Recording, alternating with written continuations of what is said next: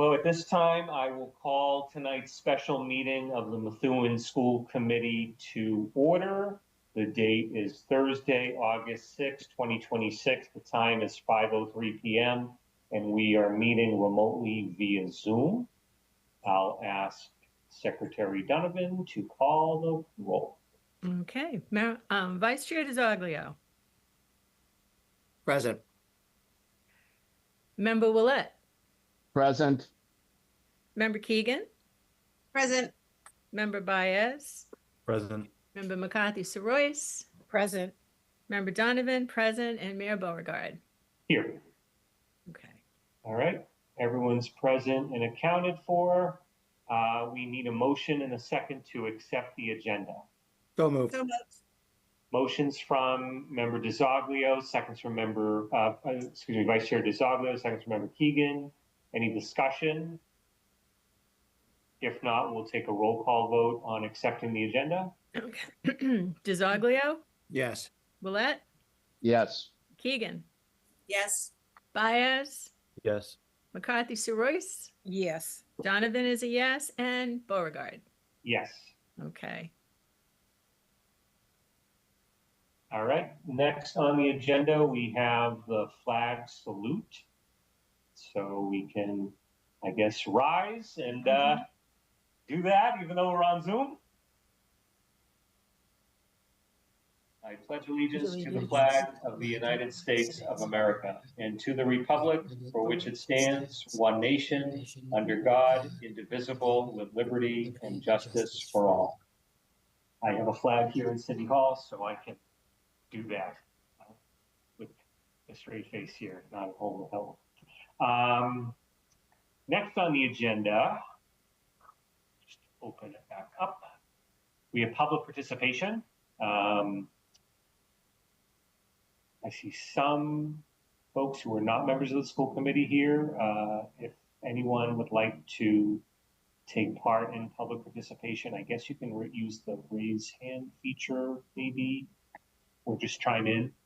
I don't have anything in writing, so we'll start it off with anyone who's here on the meeting who would like to talk.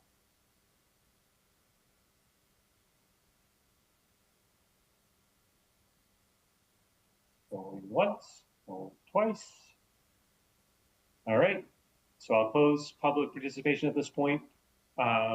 Next on the agenda is the main reason why we're here. We have the superintendent search discussion. I'll pass it off to Member Donovan. Okay. Thank you, Mayor. So this is the first time we're all together since we selected Zeal to lead our search. We had a brief meeting about 3 weeks ago, I'd say, to go over the protocol, some of the policies, how we would approach this, the decisions we'd have to make. I shared some of that at our meeting when we were all together last time. We have some big decisions to make, including how long we want the search to take, and how we would build that search. I also mentioned how we'll have access to a portal. It's a very systematic approach that Zeal has laid out for us, which I think we're going to find very helpful. So I think the purpose is Jeff, and I can't tell who's here. Matt, are you here? Perhaps Zeal can introduce themselves first, and then kind of do the rundown, which everyone needs to hear because we certainly are a team and we work together. And I know there's a lot of questions. And thank you to everybody who filled out that graphic organizer to give Zeal an idea of what our expectations are. And thank you to Colleen McCarty for kind of putting it together and sending it off. So does that make sense, Jeff? Sounds great. Thank Okay. you. So I'll just for expediency, I'll introduce my colleagues here that are on the call. So Matt Friedman is one of our team members. He was, I believe, on the last call, Mary, with you. Yeah. Priya is, she's on her phone. She'll plan on joining us in about 10 minutes with her video. She's just leaving a meeting. John Burrill, one of our other search team members, is unable to come tonight. He had a family emergency. And then my assistant, Angelica, is just getting herself sorted and will join us soon. But I think first I want to say thank you so much for putting your trust in us for this opportunity. I know that this is an incredibly important project for your community and your schools, and we're really honored to be here and look forward to working together. So if it's okay, what I'll do is I'll start by sharing my screen. So I think I need permission for that.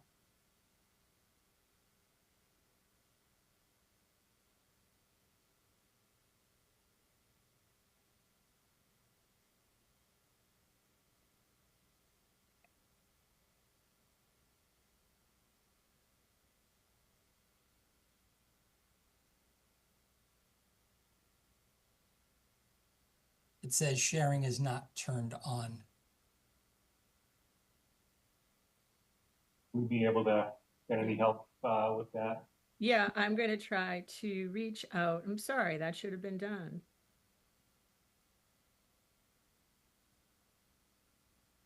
It's coming from the host, so whoever Yeah, I the know. host is, yeah. I know. Just give me. Why don't you start, and I will reach out to the folks who are running this.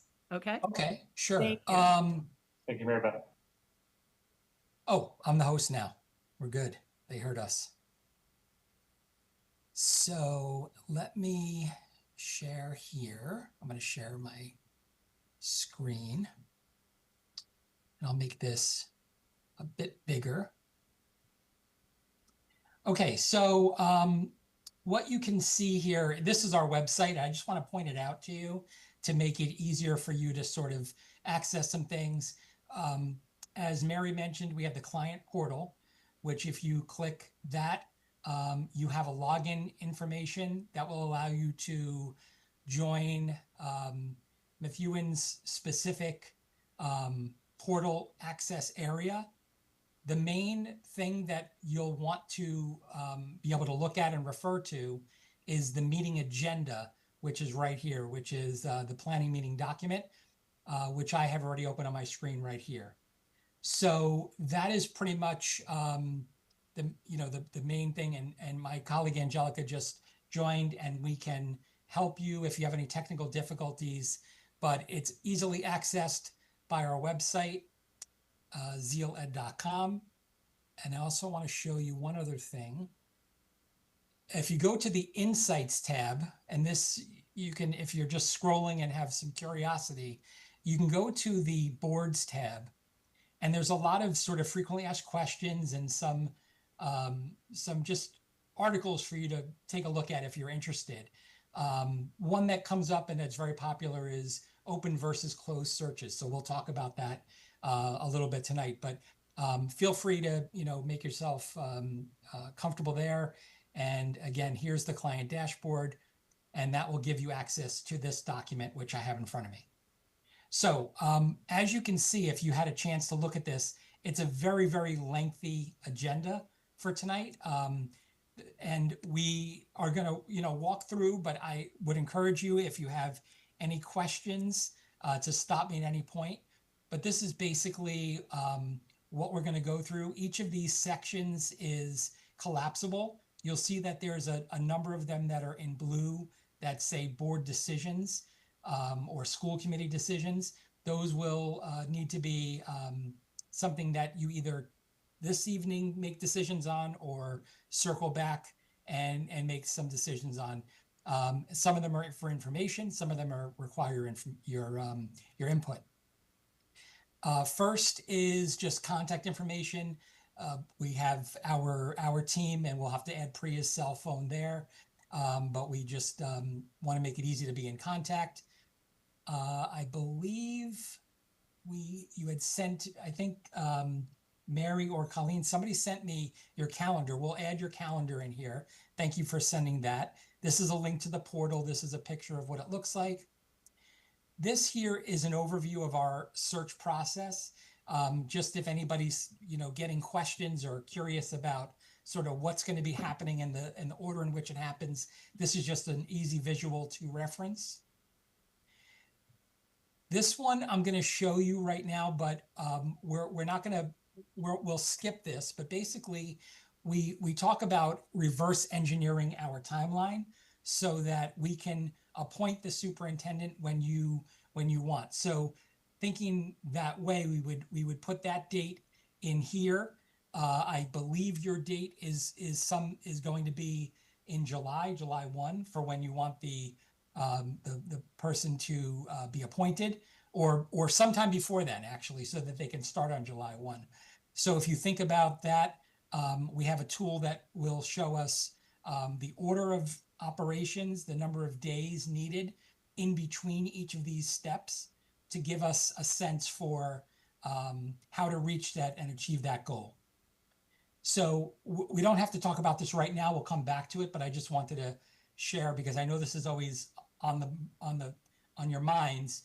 Well, when are we going to, make a decision? When are we going to do interviews? So this just gives you a sense. This is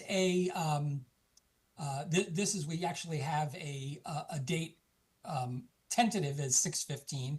So if that's a firm date and if that's everybody's in agreement, here's our planning meeting, and these are all the steps that we need to take in order to get there.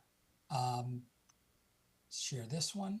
So one of the things that are really important, and this is where we could have some dialogue at this point, is around expectations that either you have for us as your search partner and that we need from you in order to be successful. So I see that you guys have added some things here, which is fantastic. Mary, do you want to, walk at a high level us through some of these ideas?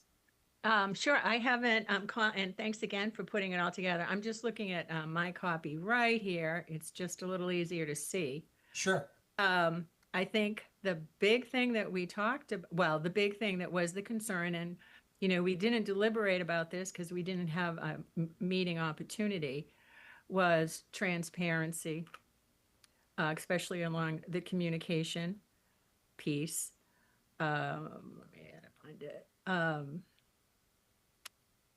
Worrying about confidentiality issues, which is something we discussed at our first meeting a while ago, and how important that is to show respect not only for the process, but the people who are planning to be part of it, who are considering joining our community.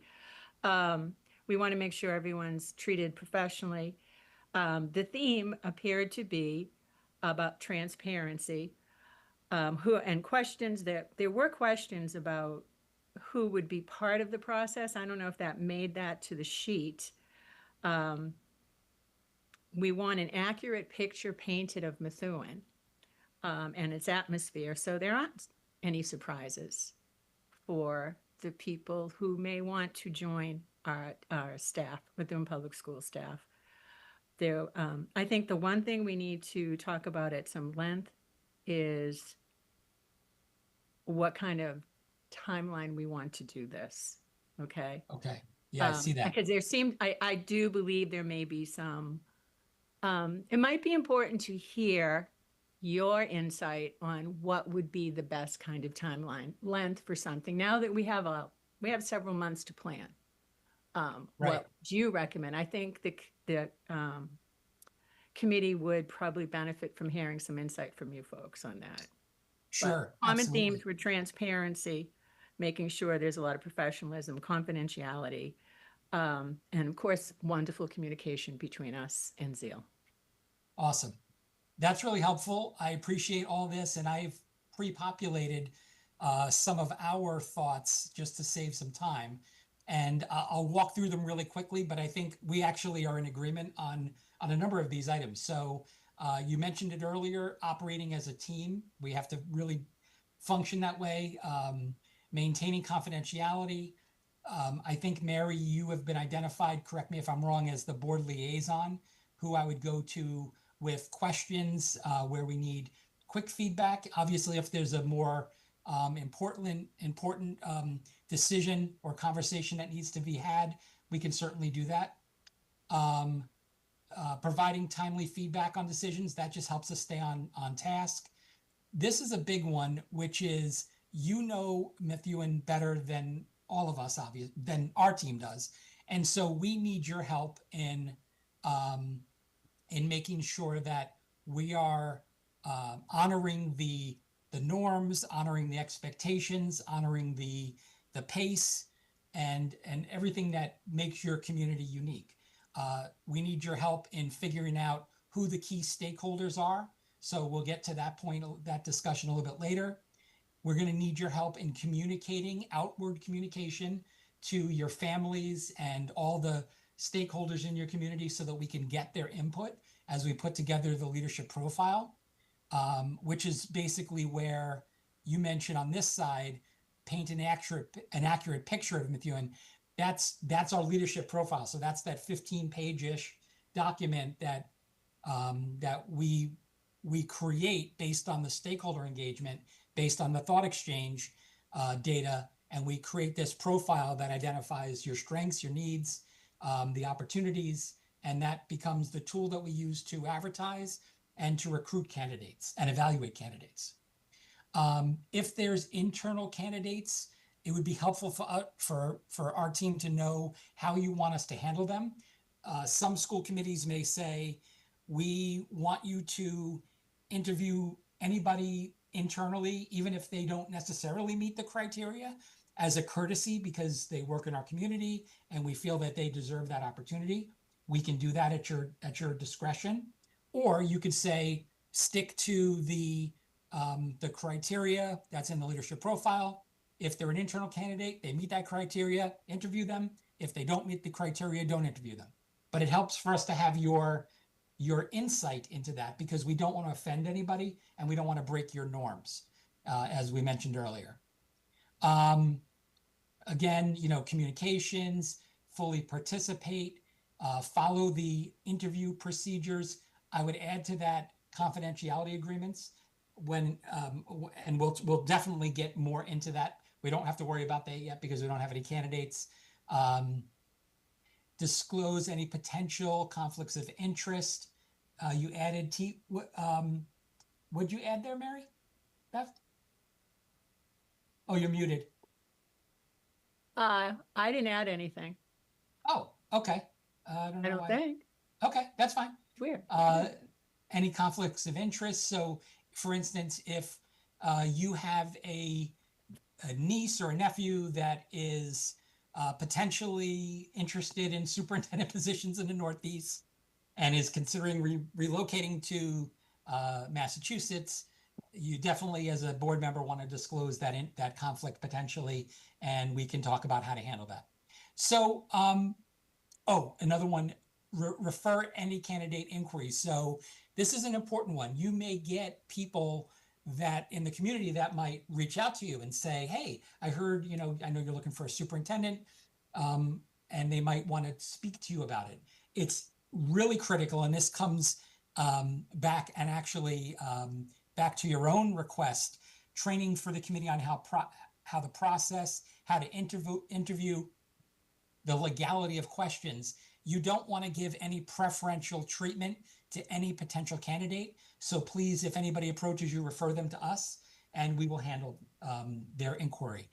We don't want you to talk about the position and be caught in the middle because that could come back and be problematic if in the future.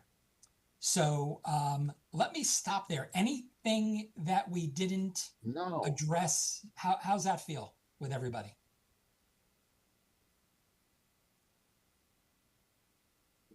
All right.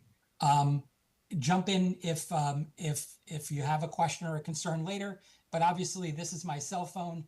If at any point there's any concern and we're not meeting your expectations, please let me know immediately so we can address that. Here's the first one of several items that we're going to need to have the board decide on. And again, you tell me as we're managing our time here tonight, if this is something you want to discuss and make decisions on right now, or if it's something that you want to come back to. We don't need to have all of these decisions made, but this is one of them. So I'll pass it back. Mary, is this something we should discuss tonight? Is this? I'd wonder what the pleasure of the board is. Some of these, I think people may have some opinions on. Mayor, Okay. I defer to you. we don't need to vote on these, do we? You do not, I don't believe these are requiring an action on your part. These are just really, you don't need to vote on them, I don't think. Okay. This would just be direction that you're giving us as your consultant. Yeah, I don't think we need to vote on anything. You know, I view this as an opportunity for us to engage with Zeal and rely on their professional best judgment, best practices, and the like for the process, and provide guidance, I guess, through our discussion. I see a hand is raised. I don't, what's your first name? I'm sorry, it just says N. Yeah, apologies. It's Nicholas DeZoglio. Nice to meet you. Hi, nice to meet you. If I any don't know. committee members want to talk, just chime in. All right, thank you, Mayor. I just have one statement. I don't want to put anyone at a disadvantage. So everyone is welcome to apply. I think internal, external, they should all have the same rights. Yep. Anything below that, again, it's same rights. No one should be guaranteed anything, in my opinion. And the search committee should be able to make those decisions without us saying it's a mandatory. It's guaranteed, whoever the internal candidate is. I think everyone should be treated the same. And if the selection committee thinks certain people should go in front of the board for an interview, and they happen to be internal or external, it's all welcome, in my opinion. And I'm not sure if anyone else disagrees with that. But I'm again open to conversation. And let me clarify something too. Thank you for that. That's really helpful, Nicholas. So there's a couple of different phases that we go through, and we'll actually get into those details in a little bit. But the first is where we get all the applications, we review them, and then we decide who we're going to present to you as a slate of 8 to 10 candidates. So what this is really referring to is we may be looking at, let's say we get 20 applicants. We're only going to bring you 10. But there's somebody that you want us to bring to you on the slate of candidates because they're an internal candidate. We want to honor that because that's your prerogative as the school committee. So you would not, the search committee that's going to be making the ultimate selections doesn't really get that until we present that slate of 8 to 10 candidates. So we're talking about this now because we want to know, and it also goes to these questions here. Any candidates that you want us to reach out to or include in a slate, we want to know that ahead of time so we can make sure we reserve a spot. Thank you. I'd just like to jump in that I think once we decide we want to interview people, I think we kind of muddy the waters. Okay. I would like to see everyone go. I'd like to hear what my colleagues think, but I'd like to see the people that we finally end up interviewing have gone through the process and are recommended to us as potential finalists. I would agree. I also agree. Yeah, I agree. I think the process needs to be as open as and fair as possible. Yep. That was easy, huh? You're a team. Yeah.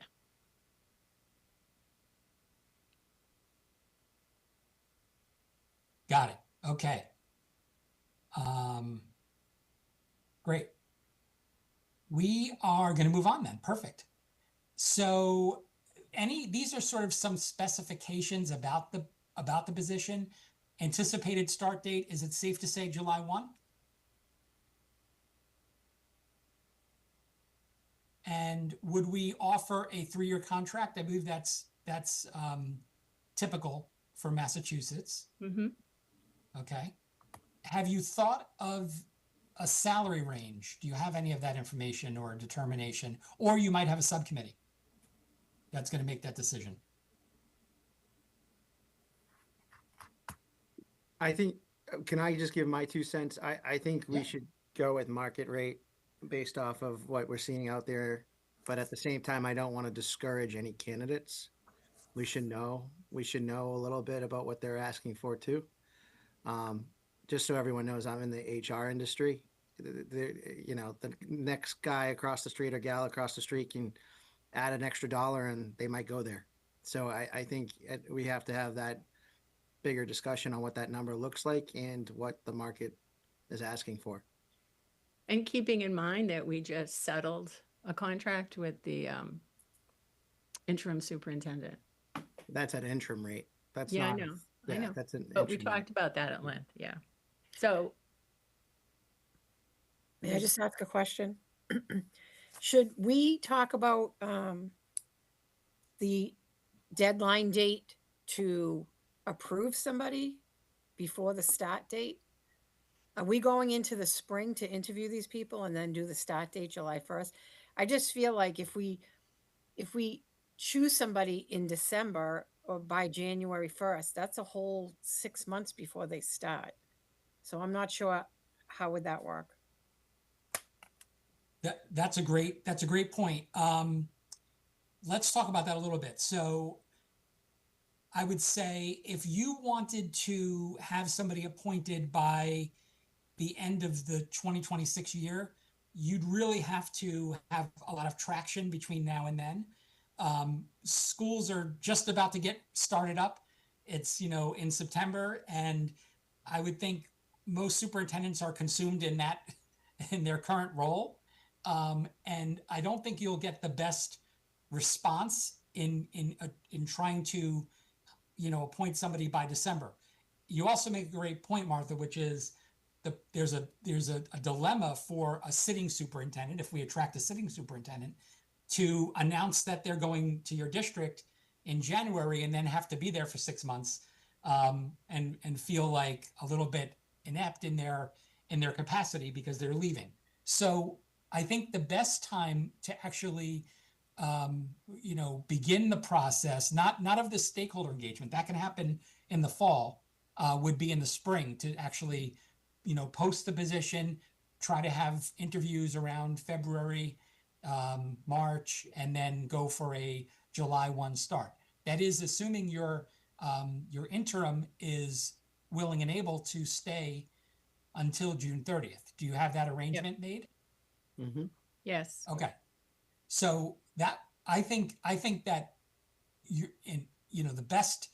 the best time would be in the spring to announce this and recruit candidates with a July 1 start. Jeff, not to interrupt, but Yeah. I'm assuming it's a 6 to 9 month process right now we're looking at. If we're starting today, it's gonna take 6 weeks just for you guys to get probably a committee together, and then start some traction. I mean, I'm thinking we're gonna appoint someone team before the budget. I'm thinking like April, right before April vacation, is probably what we're looking at. Appoint someone to the role, you mean, in April? Or to make the vote I would think Yeah, April vacation is probably the mindset we should probably be giving folks here. Yeah, yes, I would agree. And in terms of the question you just mentioned about a 6 to 9 month process, if you could see my screen, this is this is an aggressive but doable timeline. And it gives you essentially how many days are needed. We can flex this a little bit. It doesn't quite take 6 to 9 months, but if you were aiming for a July 1, we'd really be at a nice tempo for that. And you're right. I think spring break would be a good time to make a final appointment. Personally, I also think it's going to be hard to get people to leave their job starting, we're starting September, school starts in 3 weeks.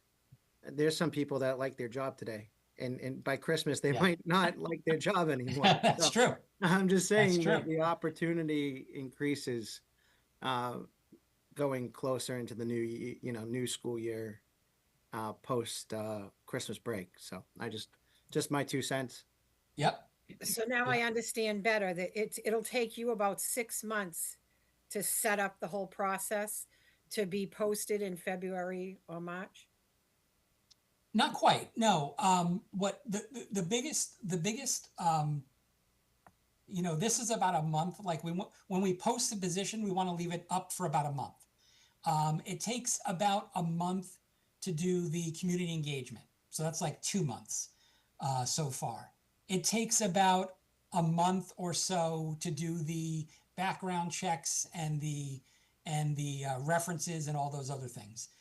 I'm a proponent of, and I think I think it's nice for candidates as well, the experience of not dragging out the interviews, meaning like we do a screening interview and then they don't hear from us from 3 months, and then we call them for a semifinal, and then another 2 months go by. So as you can see here on the screen, we try to do all of that within a fairly tight timeline, like within 2 or 3 weeks, because the slate of candidates, they're not coming in. So like December 9th to the 15th, that could be in a week. We sometimes do them back to back. But we need to base it on your availability, and we have to consider vacations and other things that could be an impediment. But it's not really 6 months. I just want to make sure we're clear on that. Okay. Okay, thank you. Yeah. And then in terms of salary, we're fortunate to have Priya, who is the superintendent in Brockton. So she probably has a good sense on, salary expectations for the state. And what I would encourage you as a board to do, though, however, is if you have, I don't know who your attorney or your legal firm is, they sometimes keep tabs on all superintendent contracts and can give guidance on salary. What I would, and this is always a discussion, and I know school committees, the superintendent's the highest paid municipal employee, right? And people always think the superintendent makes too much money. That's in every community I've ever seen.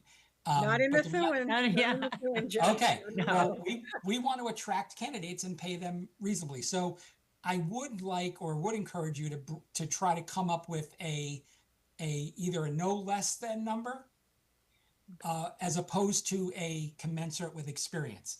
Commensurate with experience really doesn't, or competitive with the area, doesn't really tell a candidate, especially if they're from outside of the state and they're considering what that means. The problem, what I would advise you not to do, is to not put a range, because if you say I'm going to just make up a number, between 100 and 110,000, we know it's not. The candidate in the mind is thinking, well, I should be at the top of that range.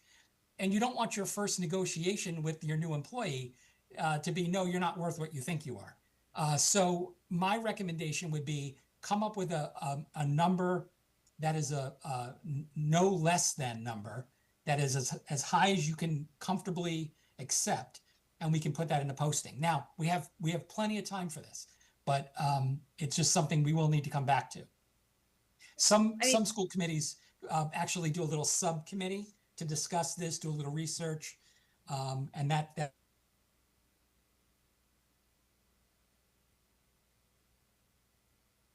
who is talking.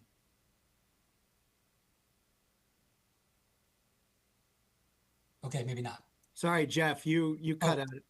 I'm not sure if anyone else had that, but you cut out for a good, 10 seconds, 20 seconds. Oh, I'm sorry. Okay, I was saying some school committees may want to do a little subcommittee of the school committee or an ad hoc committee to review salary and propose a recommendation of a not to or no less than number potentially. And then the last question to think about is if there's going to be a residency requirement. I don't believe you are required to have this in Methuen, but in case that comes up, is that a no? I see some head shaking. So there isn't a residency requirement. If that changes or if I'm wrong, just shout out. No. Okay, so this is an important one, and we can hopefully get to some of these decisions, and it's around communication norms. So it would be very good to, and maybe this is going to be Mary, but if you want to not do it, it would be great to have one person that serves as that liaison and that can approve communications that are going to go out. Who from the school committee wants to do that? I don't mind doing it with the mayor. May I just ask, communications to go out to whom? Yeah, great question.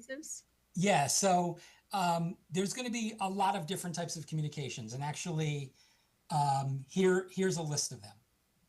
So basically, when we send out, you know, starting with a press release, hey, Zeal is your search partner, a vacancy announcement. It's going to include a little bit of community information. It's going to refer people to us with inquiries. When it comes to the leadership profile and submitting, encouraging people to come out to hear the school committee discuss the contents of our recommendations and ultimately approve them. When there's engagement opportunities and we want people to go out and come to an open forum or participate in thought exchange, any type of or regular search updates that you might bring forward at each of your school committees. The key is, and it goes back to your expectation. You want people to feel like that, you know, constant communications, that there's a fair and transparent process, that the public relations were really thoughtfully managed. You're gonna need to communicate ad nauseum, because people will claim at the end of the process, what do you mean? We didn't know you had stakeholder engagement sessions. What thought exchange? What are you referring to? And so we want to be able to make sure that these messages are going out regularly, that there's a cadence to them, and that it's just crystal clear. And so, yeah, go ahead. I'm sorry, I was just going to say, and all communication, once approved, would be also sent to the school committee. So when people are asking us questions, we can see what they received.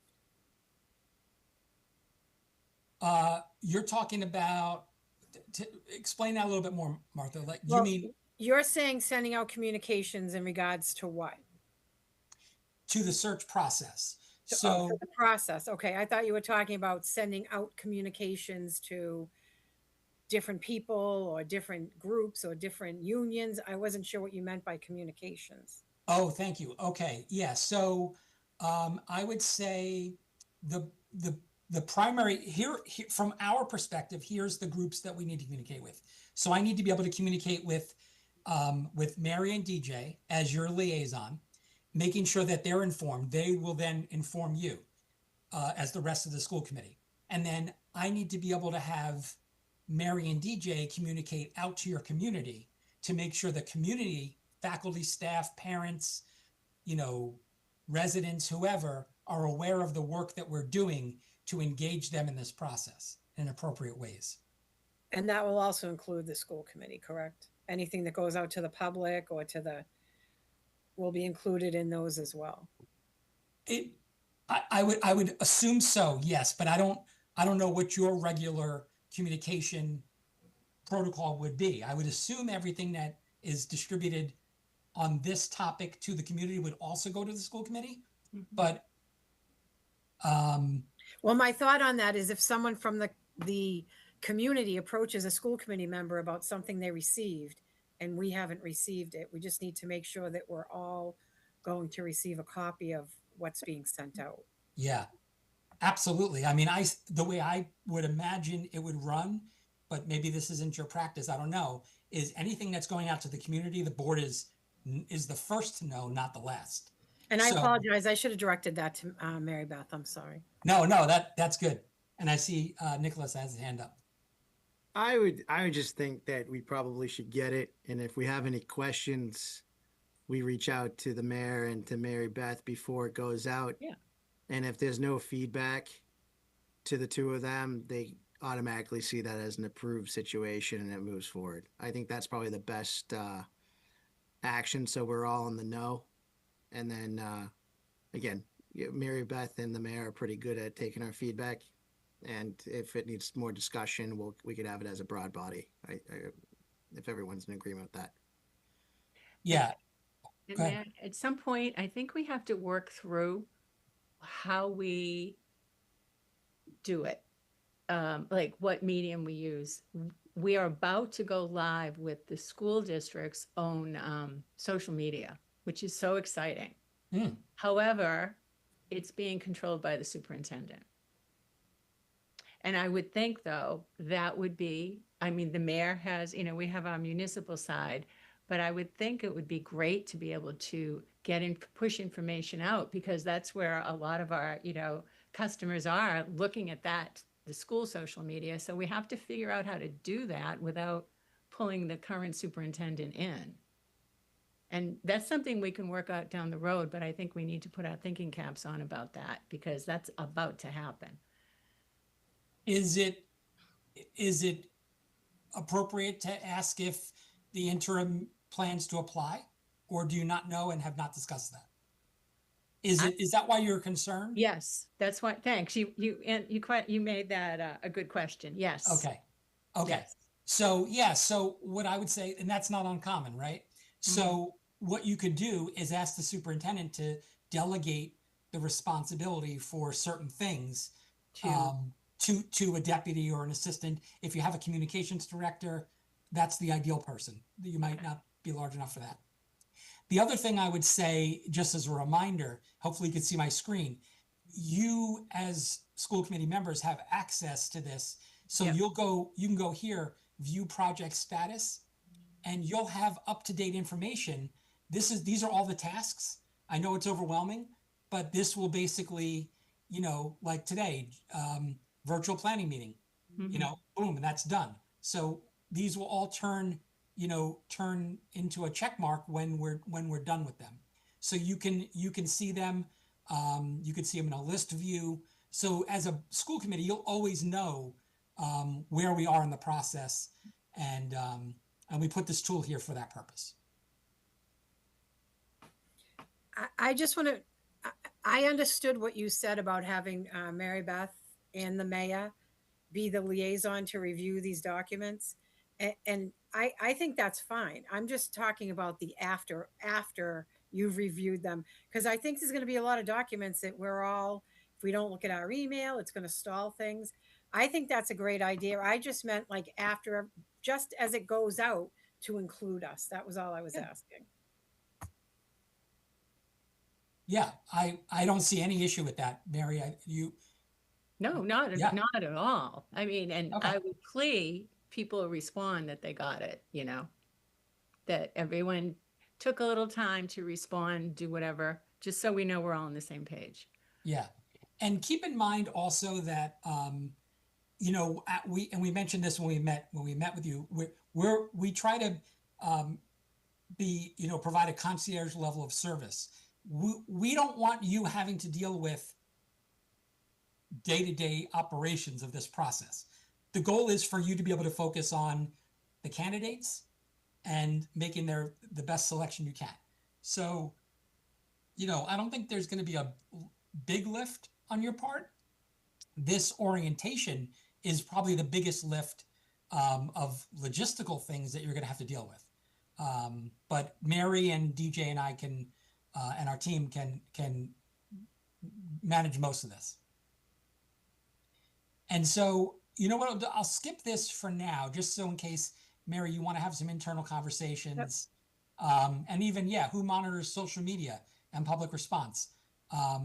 That's a good one. Yeah, that is a good one. And anonymous, how do you deal with an anonymous, and I don't think people give anonymous compliments that much anymore. But how you deal with anonymous complaints that might come. So I'll let you guys spend some time thinking about that. This is a big one right here, and so basically there's two. Let me explain this because this is important. There's two types of engagement that we will use. One engagement will be where everybody is asked exactly the same series of questions. This will be where we meet with the school committee members. We'll meet with everybody individually, where we'll meet with your union leaders. We'll meet with your stakeholder groups, teachers, administrators, parents, etc. We'll meet with all of those people, and we're going to ask them 4 questions. What are the district's greatest strengths? What are the greatest challenges? What should be the new superintendent's change priority? And what didn't we ask that we should? What else should we know that we didn't ask? all that information is going to be recorded by our team confidentially. So we're not going to say, John Smith said this, but we're going to take all of that data in its total form, and we're going to use that information as one half of the data that we'll use to inform our leadership profile. The second type of feedback we're going to get is from the community using our thought exchange. We're going to ask, and the thought exchange, as you might remember from the interview, is a very different platform and process to a regular survey. We're basically going to suggest the question that's going to be posed: what is your top priority for the next superintendent of schools? That will go out as an open-ended question. It can be translated into 100 languages natively, and people will respond, and they'll say, well, we want somebody who can improve our academic performance. And then what'll happen is it'll go into the cloud. If needed, it'll be translated. And then other people will be able to jump on Thought Exchange and rate that thought with 1 to 5 stars. 5 stars means they really agree with it. 1 stars means I don't agree with that. The topics that have the greatest response from the others in the community, those will rise to the top and will get more attention. The ones that are not as popular will be lower in the range. In addition to that, we'll use the superintendent personas. I don't want to go into that right now because it's a little time consuming, and we'll ask for demographic information such as, who are you? Are you a parent? Are you a student? Are you a community member? We take both of those, and Nick, I see your hand. I'll get to you in 1 second. We take both of those data sets and we use all of that to create the leadership profile, and we get rich data from that. So let me stop there. Go ahead, Nick. What was your No, I question? just wanted for the record that we're going to need this in a few different languages. So I just want that. Absolutely. Yeah. So I Yeah, just the want nice- that pretty clear up front. Thank you for that. And the nice thing about Thought Exchange is that the first screen you'll see as a participant is you select from one of those 100 languages. And then the whole thing is done in your native language. Mhm. So even if I respond to the question in English, if I speak Spanish, if another person speaks Spanish, they can read my comment in Spanish and respond in Spanish, and I'll see their comment in English. So it's great. The other thing I would say, and just to point out, if there are multilingual community groups and you want us to have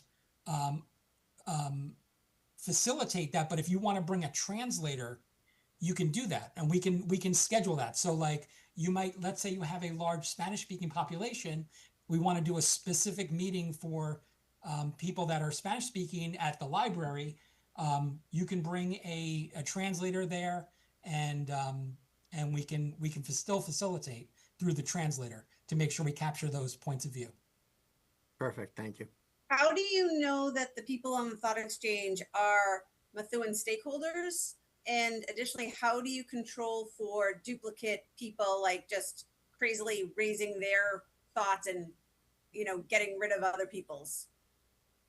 So, okay, great question. This question comes up every time, and it's funny when you think about it this way. Like, there's a very, very, very, very tiny percent of the population that have an interest in participating in surveys that have no relationship back to that. So it's probably a minuscule percentage of people that might do that.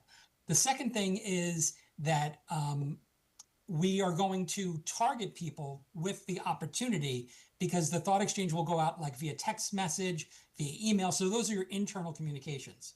We can do it with a QR code, which makes it more open.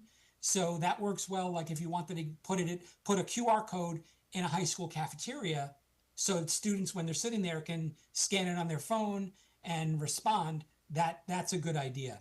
The last thing that protects that from happening is any type of inappropriate comment gets flagged, and we will personally review those. And if needed, we will not allow them to be presented. Sometimes they get through because the filter doesn't catch them. But if it's an inappropriate comment, it will be flagged and deleted before hopefully it gets into that platform. Great How question. do you define inappropriate exactly? Yeah, good question. Yeah, that it sometimes it's a little tricky. Um, I'll give you an example of one that comes up all the time. If there's a internal candidate an internal candidate, some people may use thought exchange to say, I think you should hire the internal candidate, or I don't think you should hire the internal candidate. And, that is a valid opinion and point of view. What I will do in those types of situations is I would want to get input from Mary and DJ, whether you feel we should allow those types of comments to go through or not, because it really is based on your community's norms and what your expectations are. We don't, and I'll tell you what I would say. I would say it's probably best to let that go through and allow that comment to be made. But depending on your circumstances and your political climate and other things, it's a fine line between censorship and, just sort of, free speech, right? Free speech that harms is not permissible. And if people are making negative comments, that could be harmful. So there's no clean answer, but it's a great question. And I appreciate that you're mindful of that and that you asked that. But that's something we'll have to kind of create some norms around and some decisions around. I had a question, and hi Jeff, my name is Alejandro. Nice to meet you. Hi. Um, so something that I can anticipate happening, especially with these stakeholder groups, students, alumni, teachers, parents, is despite the fact that some of the process might be surveys and open, the question that we're gonna get is who decided which alumni get, for example, a chance to participate in stakeholder engagement, who decides which teachers, who decides, right? And so could you just explain for the public how, if people are being chosen, how might that go down? And if not, to clarify that for the public. Absolutely. That's a great question.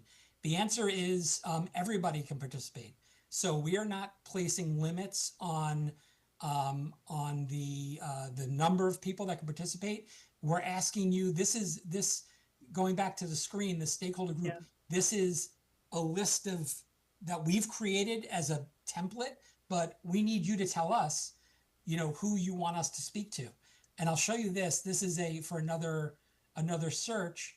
But what we'll wind up doing is creating a calendar like this during the week that we're going to do stakeholder engagement week. And you're going to tell us who you want us to meet with, which groups during the dates that we're going to be there in person or virtually to hold these meetings.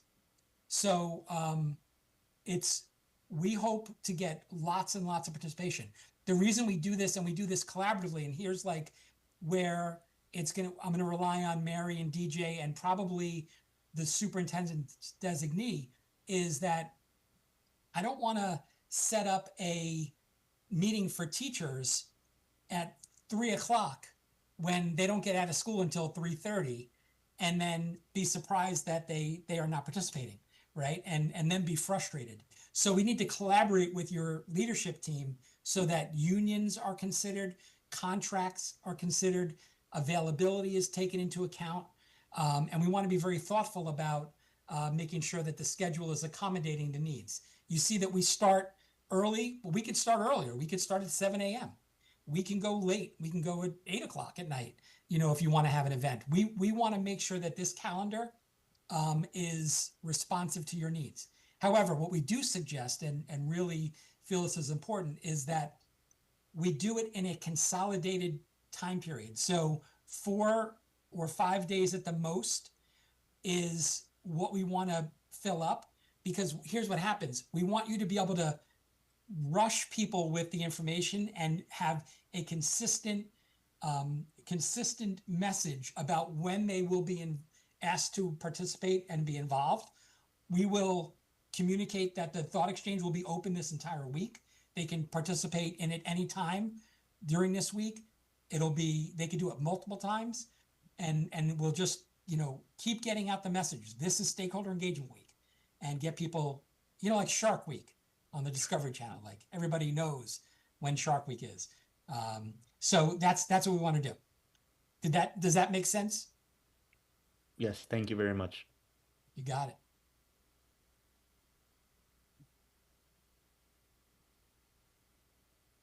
So we don't have to, I mean, you can if you have ideas about who you want us to reach out to. We can start talking about them now, or Mary and DJ and I can, and maybe somebody on your admin on the district admin team can make these recommendations, and we can begin filling out that calendar once we select the dates for Stakeholder Engagement Week. And may I, and yeah. everyone will see whatever we fill out. Oh yeah. That's the important thing. Everyone will have access to this and Yes. and add to it. Okay. Yeah. What we actually recommend is that you publish this calendar. So we'll create a letter we're going to create a letter that's an invitation that will work with your district to send to the teachers, to send to the administrators, to send to parents, to send to students, all your different groups. And it's going to include, like, these are the dates and times we want to speak to you, that our team has, carved this time out specifically to get your input. And this gets widely communicated to everybody. Okay. We should even, and another example is, we want to put this on your website. We want to have a link, maybe have a dedicated superintendent search page, and where, people can see this calendar, where they can see the QR code or the link for the thought exchange. Okay. Where the process is crystal clear.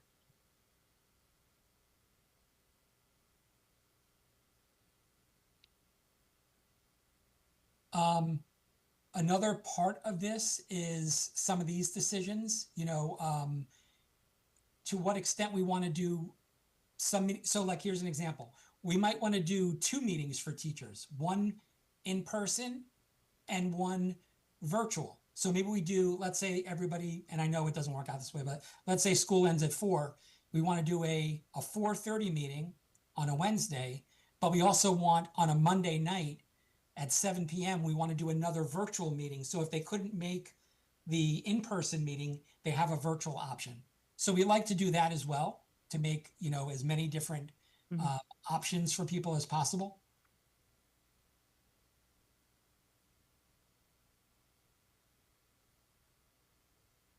This is a good one. Who from the district will schedule district employees? We need to be mindful of your unions, of people's time, availability. Some districts may even want to use time that is, so for instance, I don't know if you have like a common planning time or a PD day where, we can take 30 minutes. I mean, I hate to take away professional development. That's not my point, but, creating structures so that we can maximize our, capturing input. So if it's okay, we'll come back to these, maybe Mary, DJ, and I, and somebody on the leadership team. I just have a question on the Sure. last one, where it says, how will underrepresented groups be reached? Could you just give us an example of, in a different search, when this question has come up and you guys come up with creative solutions to a problem like this in the past? Yeah, we did a search in South Carolina, and they had a large Native American population, a Catawba tribe. And so we made the district put us in contact with a leader in that community, and they invited us to their reservation. We went to their reservation and we talked to their community, and we got great feedback. So that's where, like, it goes to the norms and expectations. We rely on your partnership and your telling us, like, we don't want to omit somebody because we didn't know. So we really need your help in making sure that everybody's covered. But we'll do whatever we need to do to make sure we capture that. Great question. Any other questions like that? Things we've talked about so far? All right. So this again, this is sort of like a calendar decision about when we're gonna do the leadership profile. Um, Something to think about is, again, as I said, we collect all this data. We take about a week or two to create the leadership profile. We then present the leadership profile to the school committee. Ideally, the school committee will vote to adopt our leadership profile, and that will become the tool that we use to advertise and to recruit and to evaluate candidates. And when you talk about like we want stakeholder input and people want to have a voice in this process, this is how they get a voice. Where school committees or boards often run into trouble is if this was not clearly communicated what the community's role will be in the search process, they make assumptions because they've never done it before, maybe, that they're going to have a seat at the table and will interview candidates. So it's imperative that the school committee make it clear, and we will help you with this, but you have to communicate it regularly that your opportunity to have a voice is in stakeholder engagement. Unless you choose to do a process that where other people outside of the school committee are on the interview committees. There are downsides to that potentially. So we could talk about that in a little bit, but that's important. Does that resonate with everybody? Do you follow? Okay, actually it leads right in. Here we are. So you'll see here, I made it a little smaller so you could see it. There's basically three types of search. One is a confidential search. One is a confidential search with finalists having some exposure to the community. And one is a fully open search. Is there any statutory, I think we might have touched on this, Mary, last time. Are there any statutory requirements in Massachusetts that, or in your district or your board bylaws that govern this decision? Yes, I did reach out to our attorney. And he said, under Massachusetts open meeting law, the school committee itself can only conduct a review of superintendent candidates in open session. What is done previous to that, the preliminary screening committee can conduct its review of applicants in executive session under Purpose 8 of the open meeting law. So that kind of preliminary addresses- interviews. Yeah, preliminary interviews, obviously, under Purpose 8 can be confidential. Everything that follows has to be an open session. And how many candidates does the school committee need to evaluate in open session?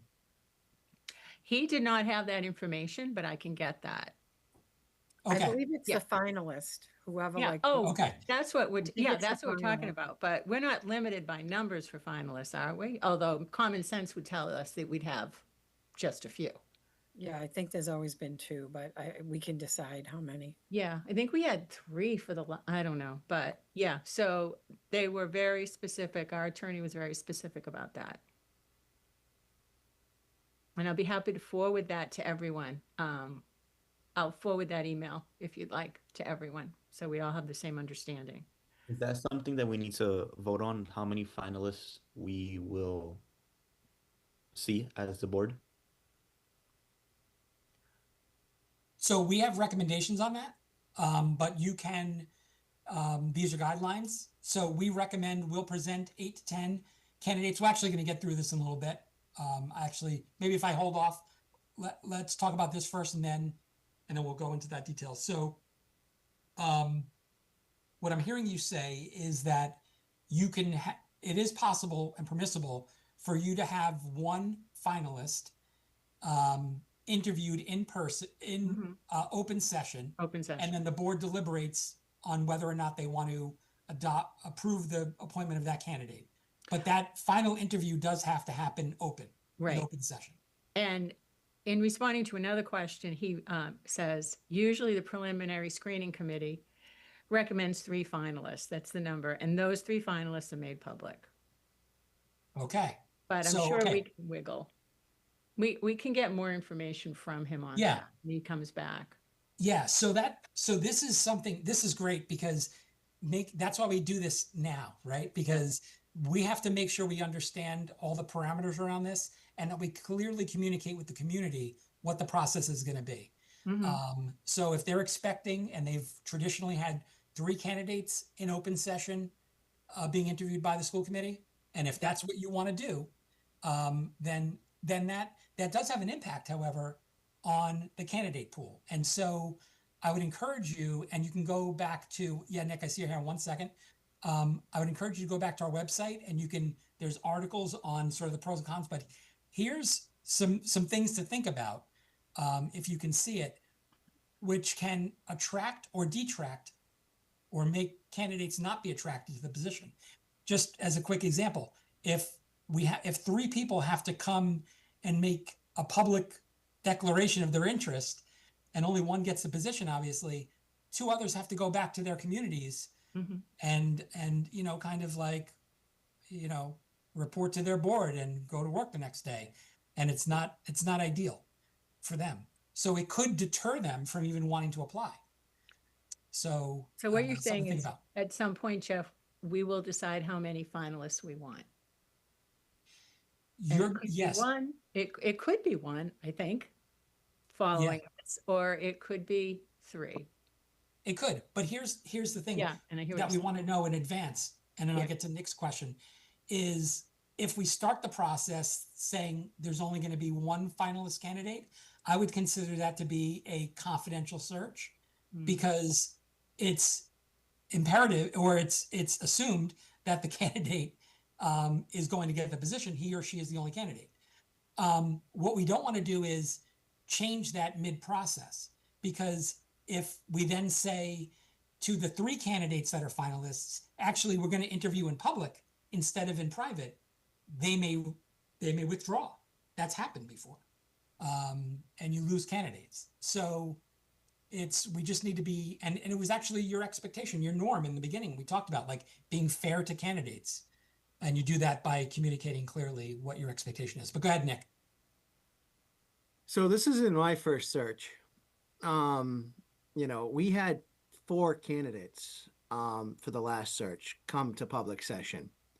That was recommended by the search committee.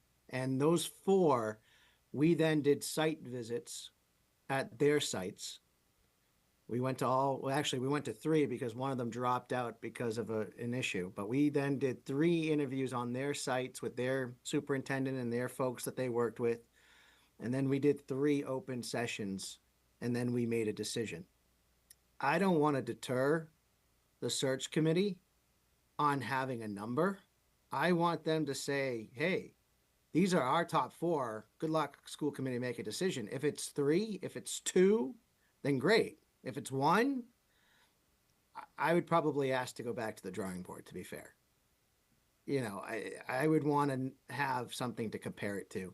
And in all my time here too, in the city, majority of these major positions had multiple interviews. I think of the police chief as a big one, where we interviewed the police chief and then we selected him. And I know the mayor did something different with the fire department, but it's good to have these things done in public, and it's good to have more than one option, because then it doesn't look like anything is tainted. Thank you for that. Appreciate that. Let me ask this question.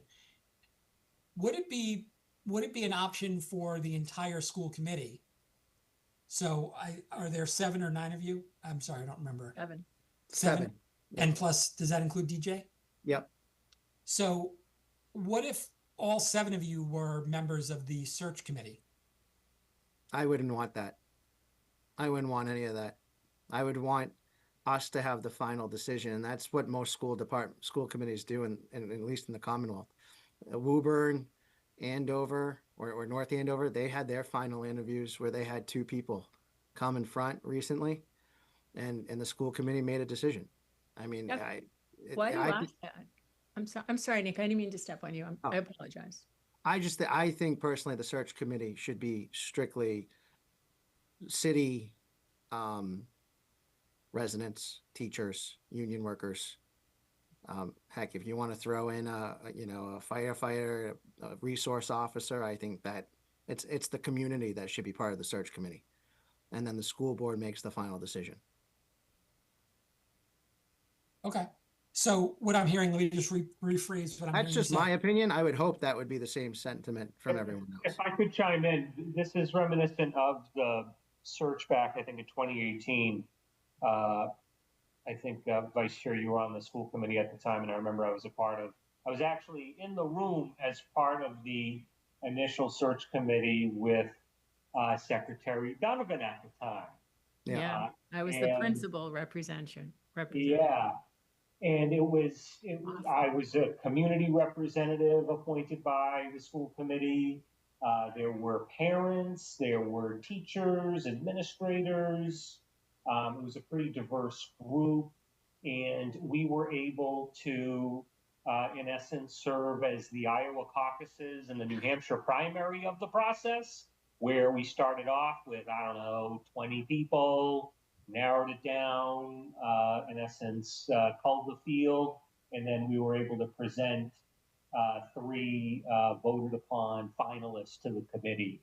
I think, as was mentioned, one pulled out of the running, but we were ultimately able to present a list of finalists that had survived our initial, I guess, time in the oven, so to speak. And I think that that's something that makes a lot of sense, where it provides for an efficient process that incorporates the whole gamut that we're looking for in terms of community representation, parents, teachers, uh, folks out in the community and the like. Just my 2 cents. I'm just curious, Jeff, why did you suggest that?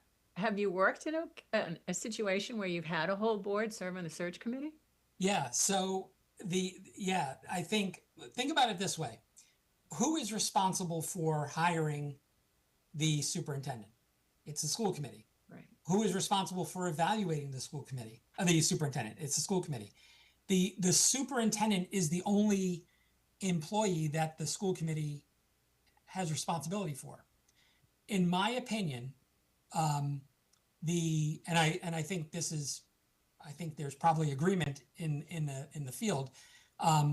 What makes a district successful is the degree of trust, relationship, camaraderie, not necessarily agreement, not rubber stamp, but the relationships between the board or the school committee and the superintendent.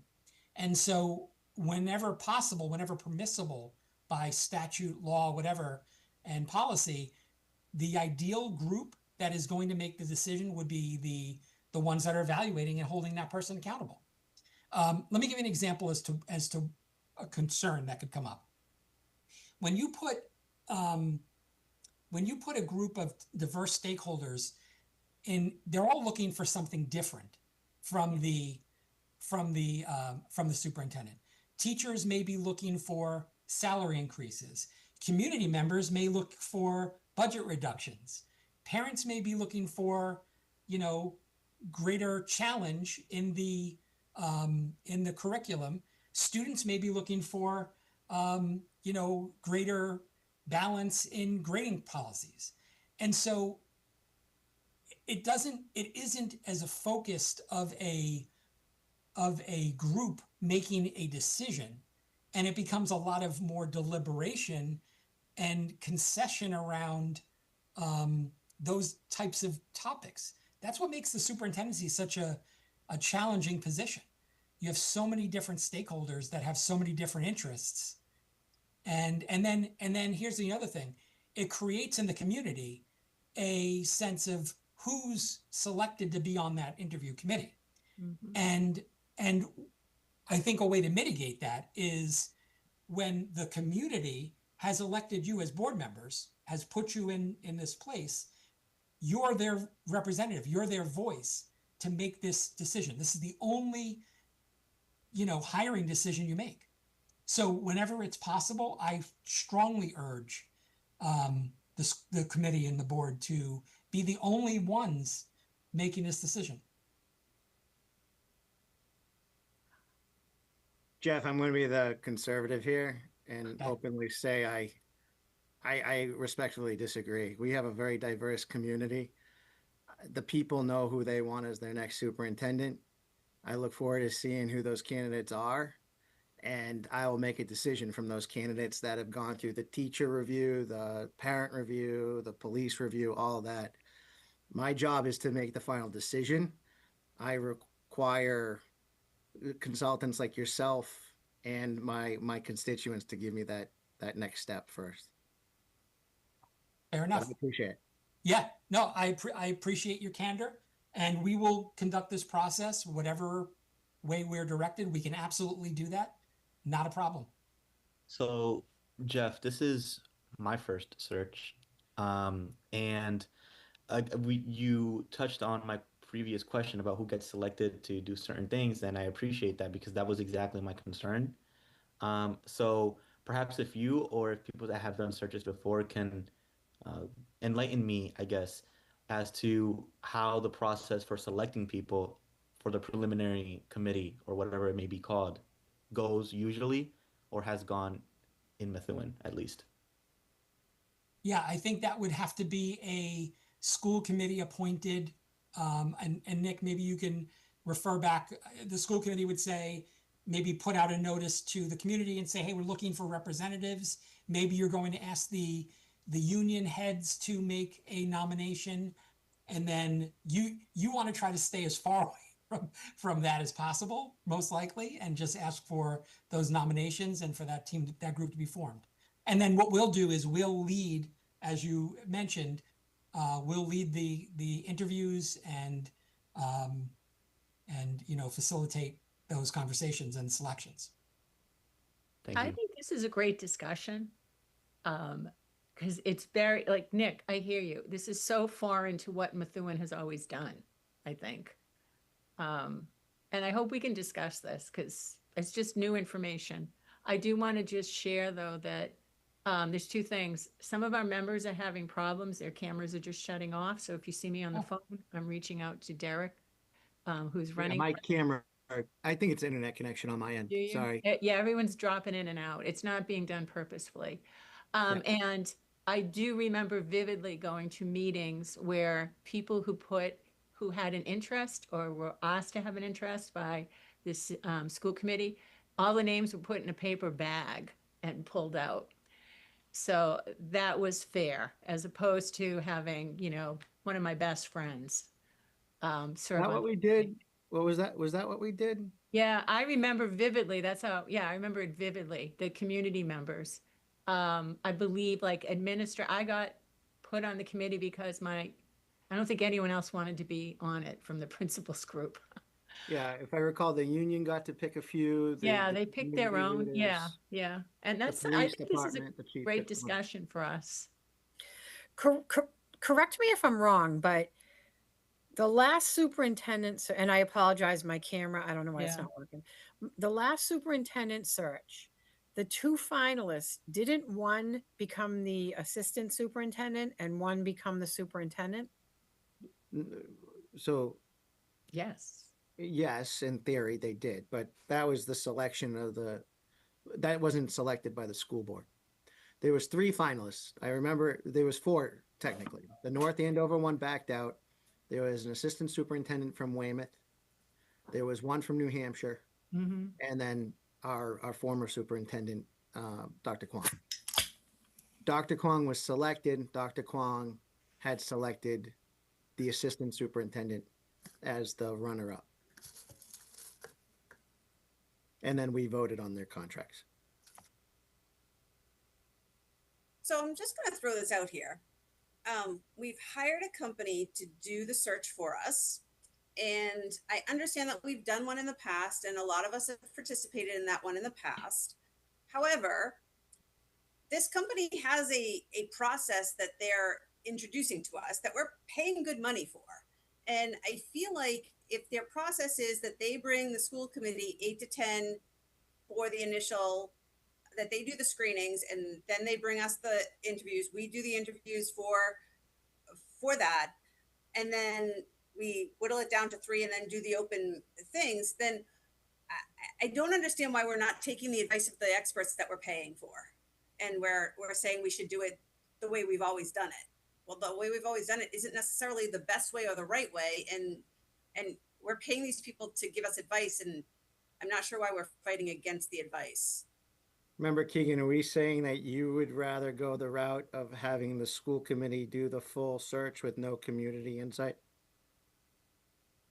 Absolutely not. I mean, he just got through telling us how the community participates and how their insights are added and how they develop everything and the questions and the profiles based on all of that community engagement.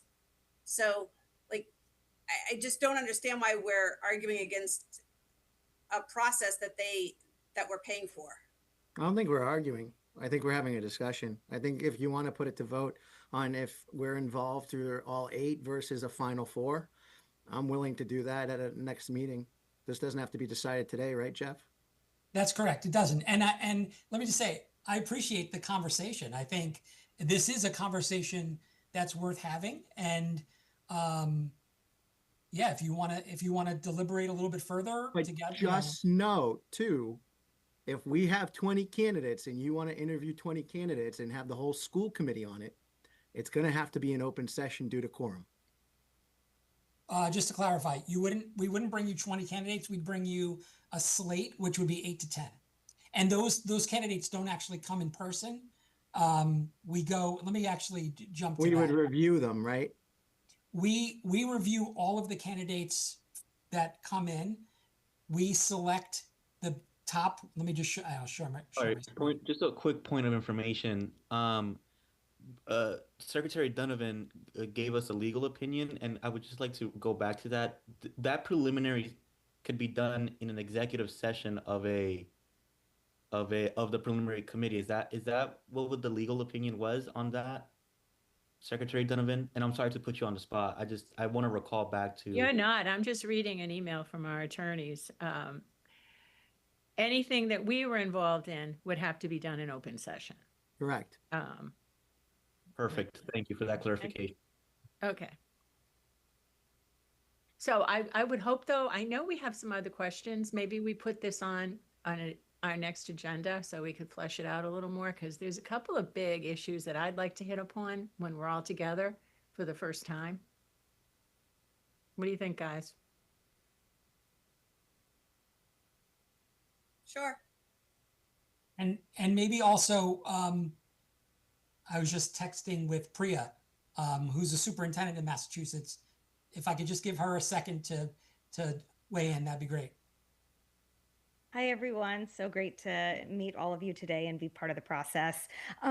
So there's a multitude of different ways that you can do it. And I think you've mentioned many of them, but another option that you do have is, if you wanted it to be the school committee that was doing that search, is to have a subcommittee of your school committee doing it in a closed session, and then referring that your finalist or finalists over to the full committee. So that's another way to do it. If you wanted to do it similar to how Jeff mentioned, where it would be a subset of your committee members and use the feedback that you receive from all the focus groups and the surveys and the thought exchange. So that's another way to do it.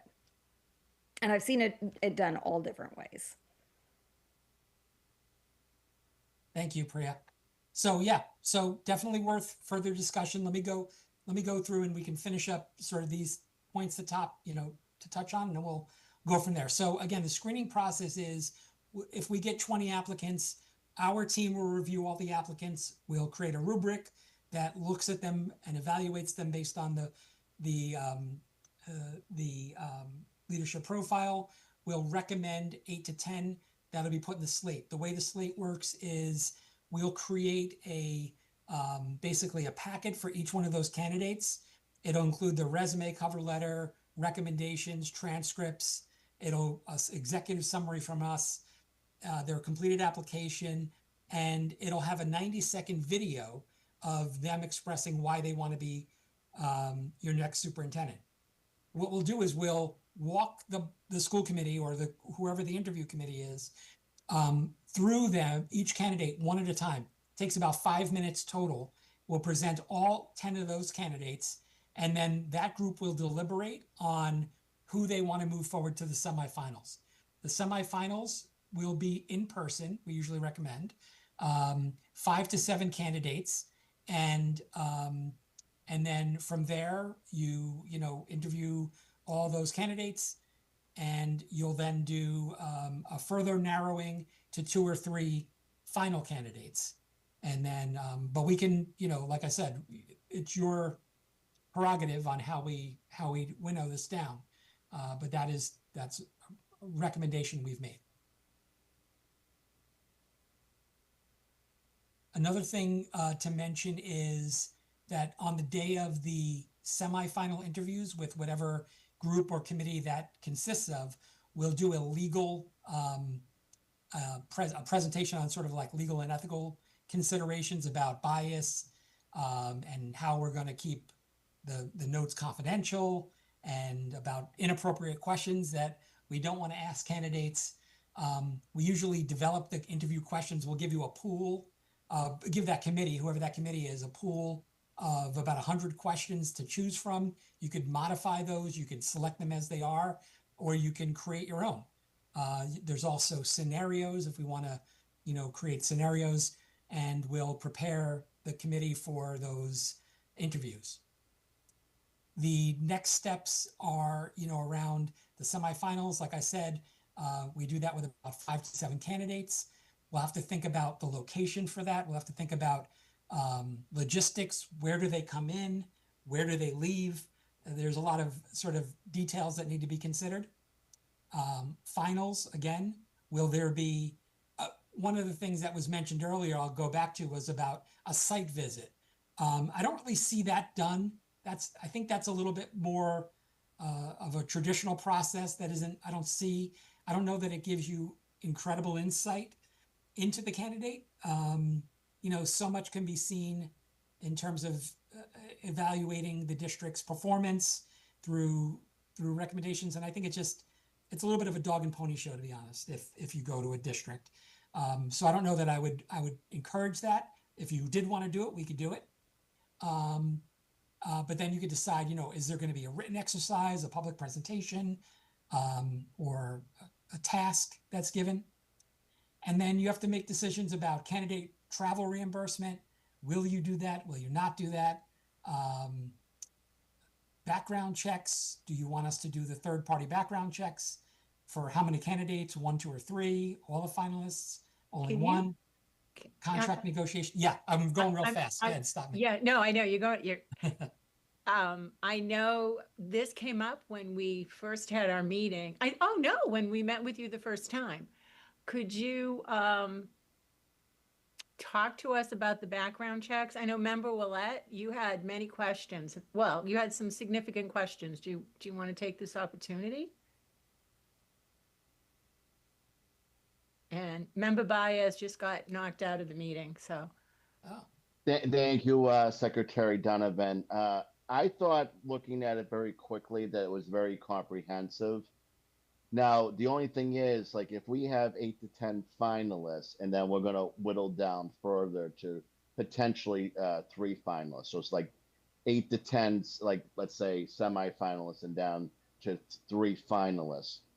Would it behoove us to do the background checks for that cluster of 8 to 10? Or if we go to that final round and we're announcing these finalists and something, there's a red flag that's popped up across the country, unfortunately, would it behoove us to really, even if it's a cost and factor to us, because you're talking about, what was it, $1,300 roughly for the third party search for the 8 to 10 cluster, would it behoove us, because of what has occurred across the country, before we go to that next stage of the 3 finalists, whittling down that list?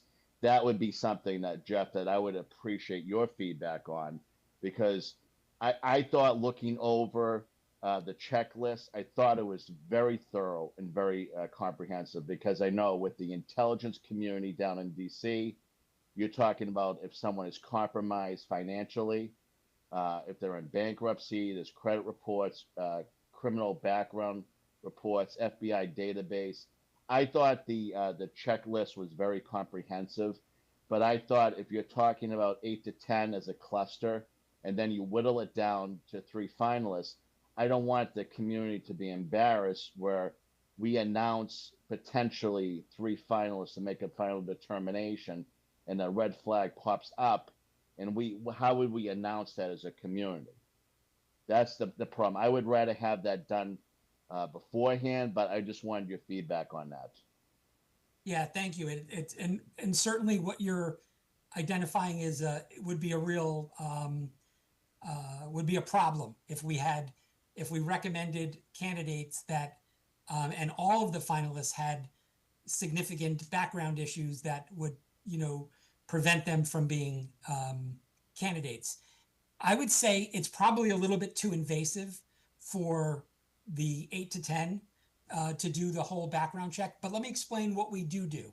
We get as part of the application process for that 8 to 10.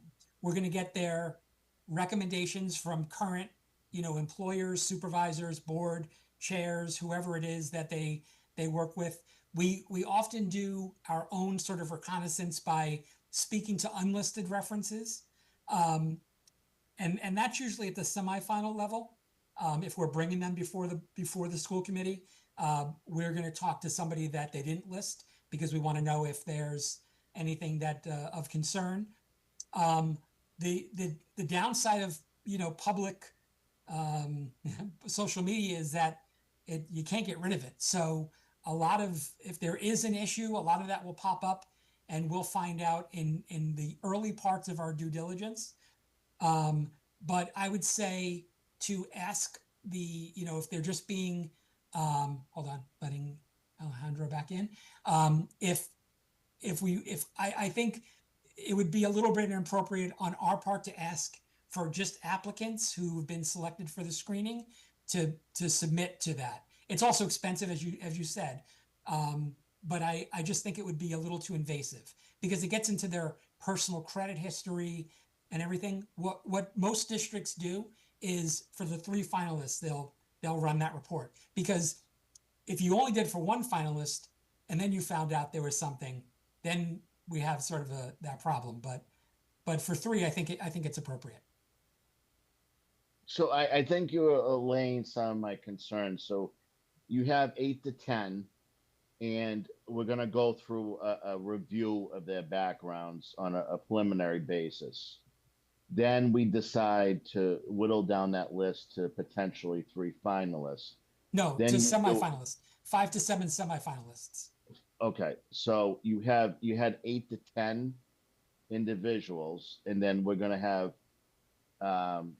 like 5 like semifinalists, and then 3 finalists where we make a final decision. Yes, that's correct. Like this. Okay, so it's gonna be like 3 separate rounds. And then also too, and I agree with the vice chair, is I don't want it perceived in the community as a fait accompli that we're meddling in the process. So obviously we will make the final determination, and I have confidence in my fellow school committee members to do the due diligence on each applicant and each finalist, and review the packets, and to review your website and what have you. I'm just concerned that I'd rather have community input, like we did with the cultural audit, have them scope what their impression of a future superintendent would entail, have that, again, initial cluster. Then you said a round of a semifinalist, and then a final round of finalists. Okay. I don't want to be involved in that that forum, so to speak. I don't want to be involved in the surveys, and I really would feel very comfortable with the mayor and the secretary, and because he has a full-time staff, them taking almost like a firewall. I wouldn't even want to have it with the school department. I would rather have it with the mayor and his full-time staff. Anything that you will ultimately post, anything that would be in terms of social media, and I don't know how we would be presenting that, but I don't want to have any perception from the community And I know there might be an element of the school committee that might be gravitating to someone internally. I have a preference for someone externally, and we can have that philosophical conversation. And like the vice chair indicated, I don't engage in arguments. I engage in debates and the philosophical debates. And then I was elected by the populace. Interested in an outside candidate, but I don't also want to preclude someone internally from applying. But the greater picture I have is I rather have that community forum through surveys, through talking sessions, through the stakeholders, so to speak. And it could be the community at large. It could be the employees of the system, the unions, and the teachers, and parents, and maybe students, and also community at large, the taxpayers, and maybe municipal employees. Once they have this perception of what they conceive of a future superintendent, you will take that rubrics, have the initial list of 8 to 10 individuals. We'll whittle it down to the 5 semifinalists, and then the final round of 3 finalists with the proper vetting. That's how because we're going to be involving your services, but I think in Methuen, rightly or wrongly, there's a perception that there's a fait accompli on appointments. And I don't want that perception to boomerang back to me. So I just want to relay that to the school board and also to you, Jeff, that I'll be very leery. I don't want to say a firewall because I don't want to cast aspersions against any individuals, but I'm very protective of the process. I'm very protective of making sure everyone it's open and transparent. And I also, like Secretary Donovan indicated, that relayed my concerns is I want to make sure we have a comprehensive vetting, because we've had examples of red flags across the country where a superintendent wasn't even here, like legally, wasn't even authorized to vote in his community of Des Moines, Iowa. And that just blew up, and that was a major city and a major school district. So, I mean, I think I have confidence in your presentation vehicle. I have confidence in your nationwide capacity for a search. So those are the parameters I wanted to say for the record. Now, I think posting everything and having these sessions and whatever you feel comfortable with the school board having for future sessions, I will definitely participate in. I think at times we should be at the school venue too, for the school committee meetings, as opposed to Zoom. And that might encourage people to participate as part of the process. Obviously, summertime is competing schedules, but I want to make sure, like, again, I think I have confidence in your team to make sure that this is transparent. At the same time, too, those are the parameters that I'm seeking. Thank you. Thank you, Ken. Well said.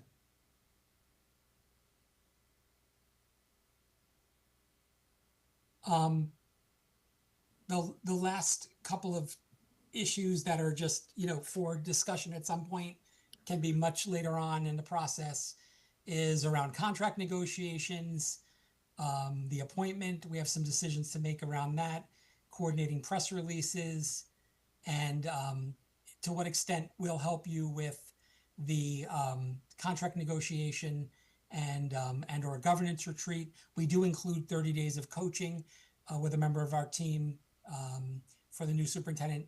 You may say, well, why does the highest paid municipal employee need a coach? That we could spend an hour debating that, and I'd love to hear different opinions of what as well. But one of the things we do is we'll review all of that data that we collected through the development of the leadership profile, which is going to be considerable data from all of your community members and stakeholders, and we unpack it. So what we put in the profile is a representation, but there's raw data that we want to go, not names, it's going to be confidential, but we want to unpack that with the new superintendent and give them the leg up, help them with their entry plan. And so we do that as part of our service. So again, this is 16 pages of notes. I know we went through a lot. I really appreciated the candor in this conversation. I feel like we have a great basis for pushing back with each other, and we should always do that. And that's healthy. So I appreciate the comments, the feedback, the thoughts, and I'll open it up. Are there any other comments, questions, thoughts that we want to touch on? I just had one. This is Martha. I'm sorry, my camera has frozen again, so I apologize. Okay. So I guess my question is to Mary Beth. Mary Beth, can we get printouts of all Hello. of these things we have to fill out, or? Yeah, Martha, I was just thinking the same thing. Well, we have access to this. We can go in the portal. The directions, I'm assuming Jeff and Angelica, can you like resend an email to everyone? Yeah, Angelica, do you want to walk them through the process, like share your screen? Would that be helpful for people to see how you can do it? Yeah, well, I guess that's what I was asking. Do we just Yeah. complete it right on the screen? Yeah, what is the best, like for the information that we shared this evening, it's hard because we don't want to get into a deliberative setting when we're not sitting together at a school committee meeting. So we sent everything to Colleen. I'm just thinking the best way we can go through this without making a big mess of it. Mary Beth, sorry to interrupt. Oh, Because please. it was important. So I guess we don't have the clear login stuff yet, and I would assume that should be shared with us in a Yeah. secure setting. But could you guys just make sure that we get the login for the client portal, because obviously I don't think we have that yet unless Yeah. I'm wrong. Can you help us out with that? Okay, yep, definitely. Oh, Angelica's here? Sounds Yeah, like- she's here. Yeah, I'm sorry. I thought that was all sent out. Easy. Okay. I'll do that after this meeting. I'll send a brief meeting notes and then also the logins. Okay. And Do you have want to all- just demonstrate? Yeah. Angelica, do you want to share your screen and demonstrate how they would access it so that they can replicate that? Okay. Yep, I did send a request to share my screen. Yep, I just approved. Okay. So let me just log that out and then open Seal. So the first step is really just to search Seal Ed in Google or whatever browser that you're using, and then click Client Portal. And then I'll share the logins for this specific for Methewen's client portal, and then just use those login to check this site. And it basically has everything. When you click View Project Status, it would opens up Asana. So Asana is a project management tool. It has all of the tasks, all of the deliverables in each step. We would be just marking this over once those things are done. So yeah, going back, here is the document center. So that's just the drive specific for Methuen. So you'd have everything you need here. Right now, I think the ones with access is Mary. Yeah, these three basically. Yep. So yeah, basically mayor. that's it. And then we And have then here she- the agenda, and then every end of the meeting, I keep like meeting summaries. So expect that after this meeting.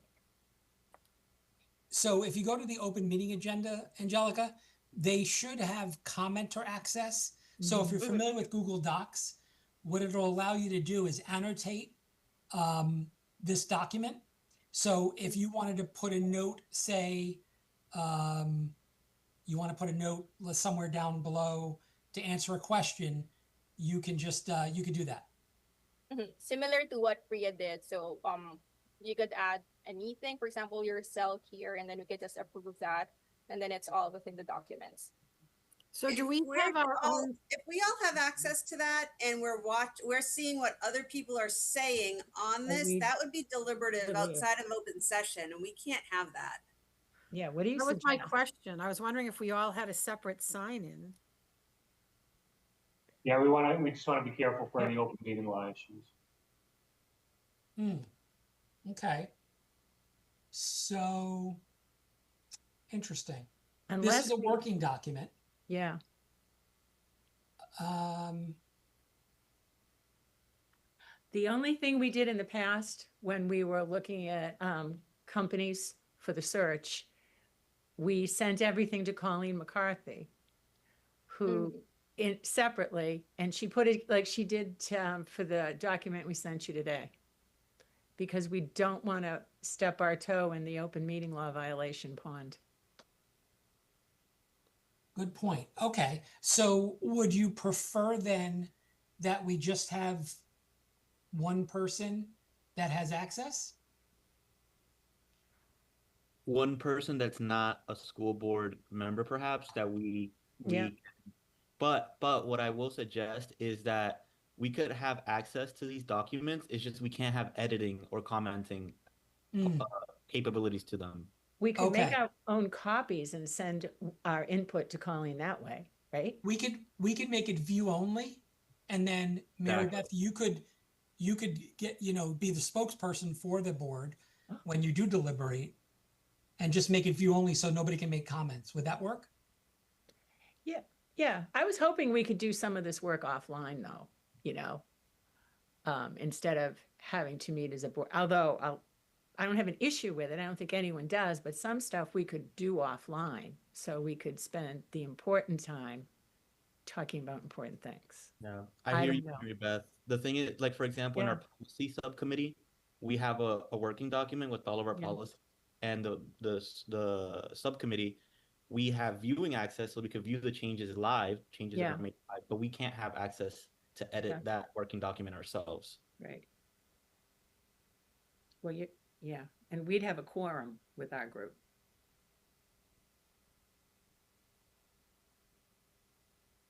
It's a good problem though to talk about.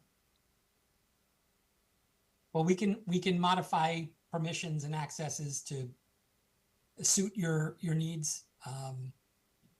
So This Yeah, is perhaps Colleen is the only one that has Mhm. editing access and the rest of us can view it. We can send our Versions. comments to Colleen. Colleen can put stuff in as long as she doesn't put whose name is on it. And then we can all view the information.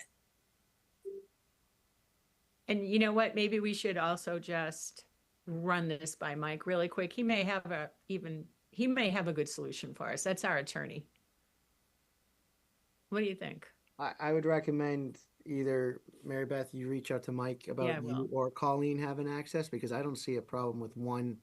If we're delegating everything to you and Yeah. the mayor, I would think it would be okay for you to have the edit access as long as you have the documents Yeah. behind to back it up.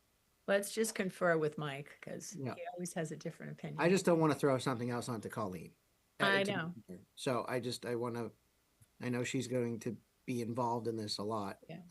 But Well, how about we wait to hear from Mike, who'll be back, just to confirm, and then we have a meeting coming up. We can firm that up all together. yeah.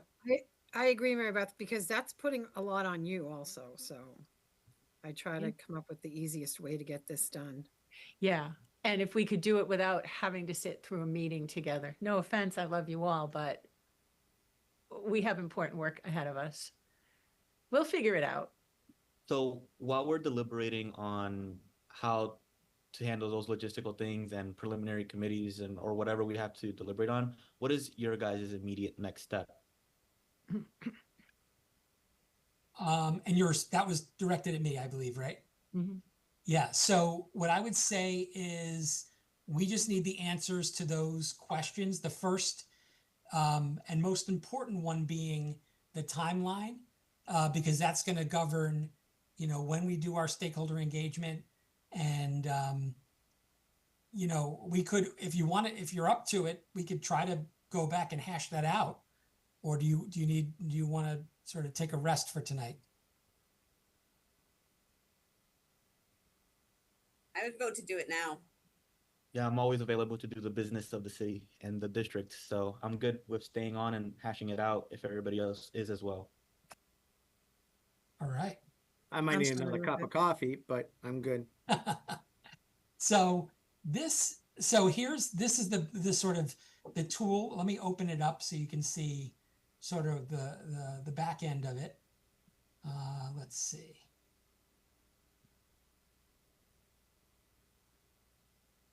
Link table should open source. It's nothing that fancy. But basically what this will allow us to do is change the final date. And then if we put that in, it'll sort of recalibrate everything else. So what would be the latest that you'd want to appoint a candidate? Well, if we went with Member DeZoglio's date of doing it before April vacation starts on April 19th, 2027. So if we want to appoint the week before. Do you have a board meeting that week? We have it on the 12th. Okay. So if we did that, this is what it would sort of look like. Take a, can you all see this screen? Can you guys see these dates? Yes. Wow. Now, a couple of things. Remember, this is a very, very consolidated set of interview dates. And it doesn't give, it gives about 14 days, 2 weeks for the due diligence, which is about what we need. But it's doable. This is doable, but we could start earlier if we, wanted to spread out the interviews over a longer period of time. I'm just looking, the community engagement, that's the vacation week for the students, the Christmas break. Okay. December 24th, that says, right? I'm sorry, it's kind of small. Yeah, that's terrible. That just That's calculated it because it doesn't know Right, that yeah. we have to work around that. So what we could do is I'll go back into this document and I'll refresh. And so this gives us something to play with as we think about stakeholder engagement week. So what would be a good date to do that tentatively? What do you think? Because we're kind of like between Thanksgiving and Christmas, something like that. I just want to interrupt for a second. There was just a thing that popped up that says the recording is going to stop in 2 minutes. You can re-invite to continue recording. We need to keep recording. I don't know how to do that, but I just wanted to make sure somebody does. I'll reach out to our friends. They're on, just so you know, Mary Beth. Are they? Can you hear us, Derek? Let me We reach can out. hear you loud and clear. Oh, Yeah. Derek. We're can you- recording on our end, so. Thank you. Okay. I just had a Derek. question. I just had a question on that April 12th date. Maybe this is a non-issue, but I'm just wondering if we have candidates that have clauses in their contract about 90 days and we have a tentative start date of July 1st. Could you see possible issues, or maybe it's not an issue, or what are your thoughts about that? Yeah, that's a great point. We haven't run into that as an issue. Most boards are going to be, reasonable with their superintendents. But yeah, I mean, I think 30 day, I don't know if does your Recording current stopped. contract, is that a 90-day provision?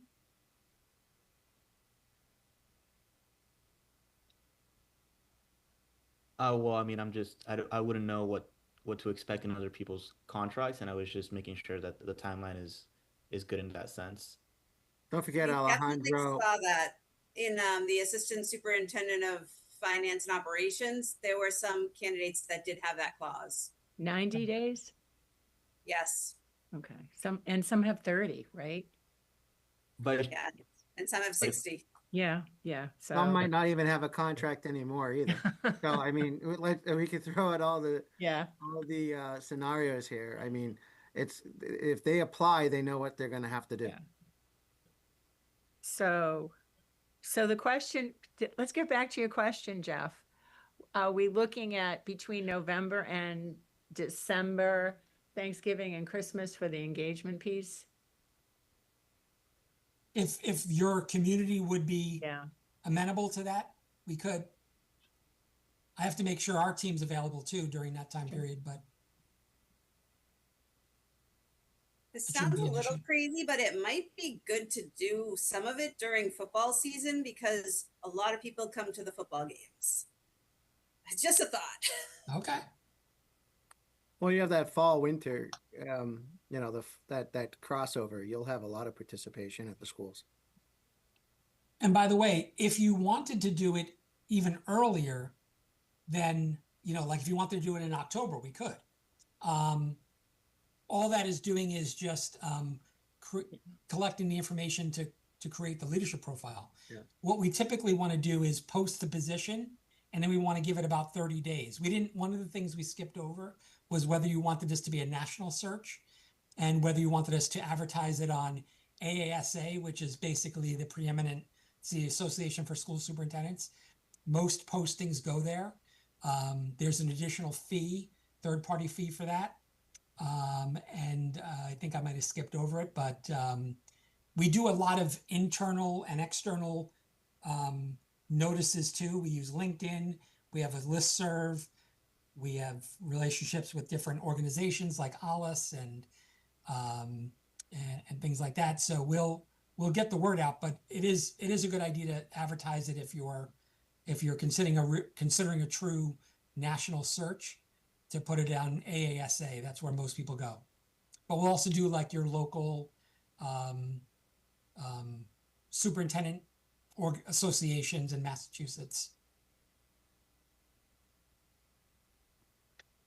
You know, as I look at the dates, we have our parent conferences where we usually get a really good crowd in the elementaries, at least, right? That has changed this year till October 22nd and 23rd.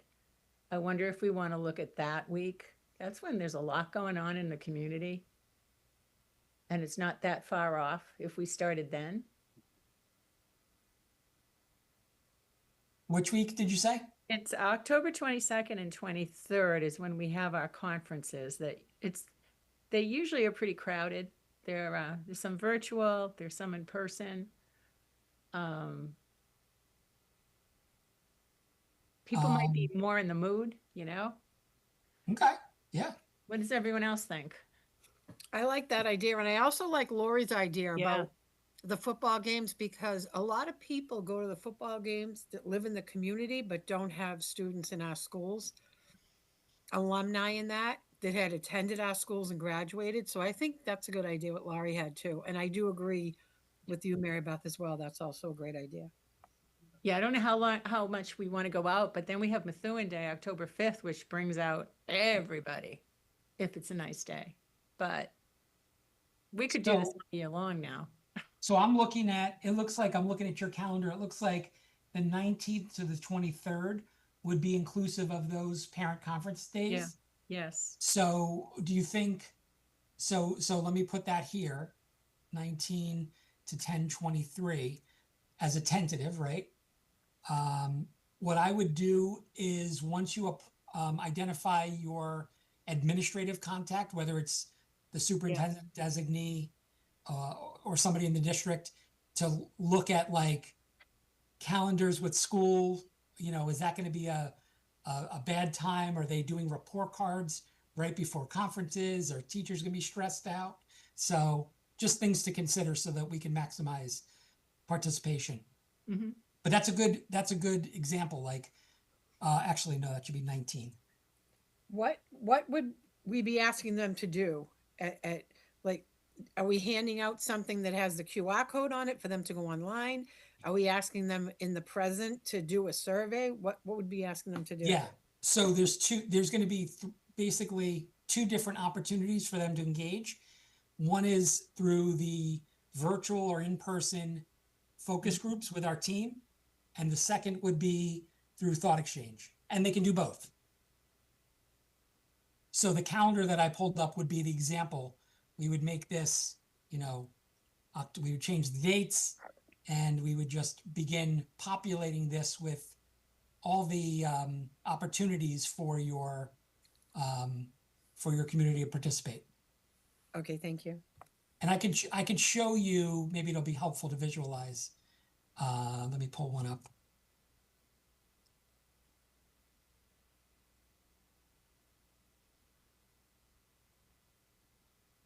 So this is what it winds up looking like. So not every box has to be filled, obviously. The ones in yellow are the virtual. The ones in blue are in person. This is, you know, so like I mentioned, the Catawba tribe. So that's where we went to the reservation. You know, and then what we like to do sometimes is have a virtual and an in-person meeting for groups. So like here's at 4 o'clock, we had a certified staff in-person meeting. And then we also had a virtual meeting later in the evening on a different day. So we try to create opportunities where if they can't make one, they make the other. And where we need your help is in determining who do we need to contact? Who do we fill in these boxes? And then the easiest ones to fill in are all of the school committee members, because we'll just send you an invite and you can pick a time on our calendar to talk to us individually. Now, I heard Nick say he doesn't want to participate, unless I misunderstood. So if you, I think it's... Sorry, sorry, just say that last part again. Yeah, I thought I heard you say it. Maybe I misunderstood. You didn't want to have a say in the, or you didn't want to participate in the focus groups. Was that correct? Oh, no, I don't mind participating in the focus groups. I don't want to, when it comes down to the candidate selection of the final folks coming to the school board, I do not want the final say on what comes to us. Understood. What comes to us is my final say. Thank you. Thank you for clarifying. So yeah, each of you gets an individual interview with our team. And we'll ask you those 4 questions about, about the district.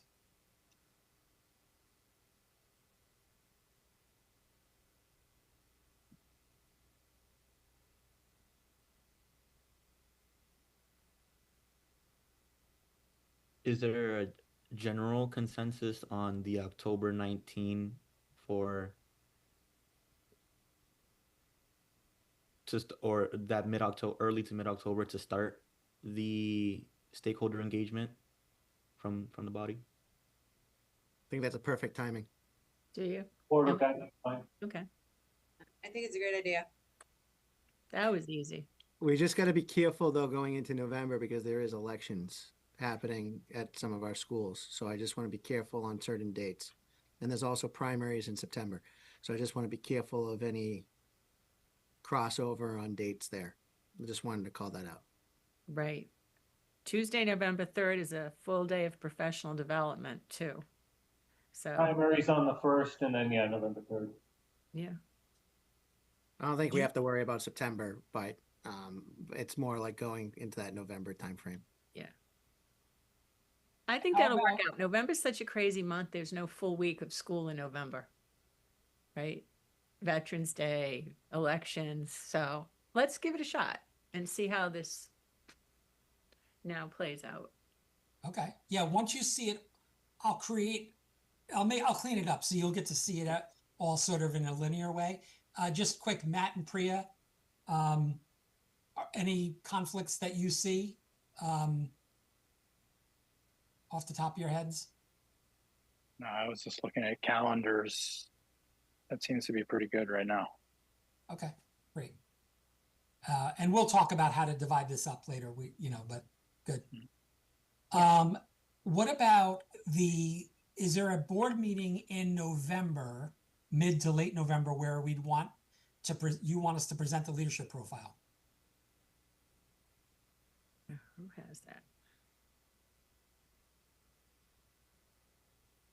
Does anyone have the calendar open? I do. It's the 23rd. Okay. Maybe if we could, that's the day before. Is that the day before Thanksgiving? Yeah, or the 9th. We have 2. The 9th and the 23rd are the ones that We're I have. meeting Wednesday, the 23rd. No, it's a Monday. It's a Monday. Okay, it's the week. Oh, okay. Okay. 23rd's fine then. Um, we could present the leadership profile. And then I think it might be a little premature to select interviews, because if you're going to have a committee of other people other than just the school committee, we're going to need to poll their availability as well. So we can come back to that. But is the goal still? Oh, no, we changed this. Hold on. The public announcement was April 12th.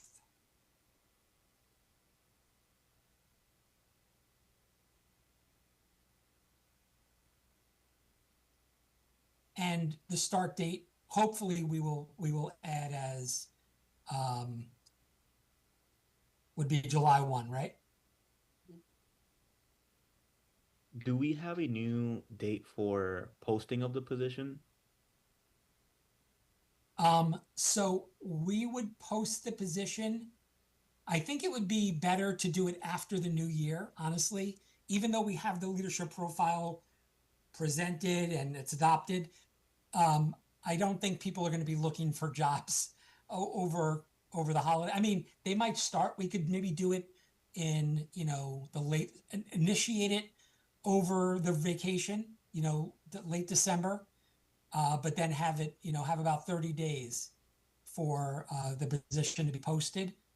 And we could start the application deadline, I would say something like, February 1st, something like that. I don't know the exact date.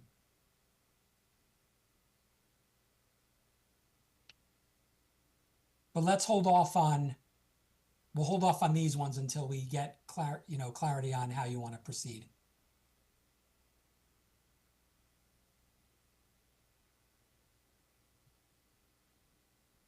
Real quick, just housekeeping matter. I'm still at the office, so I'm going to switch over to my phone. So I'll hop on my phone. I think we got a lot done tonight. I'm really optimistic. How about this? Why don't I reach out to Mary, Beth, and DJ, early next week, and we can reconvene, let some of these ideas ruminate and settle, and then we'll go from there.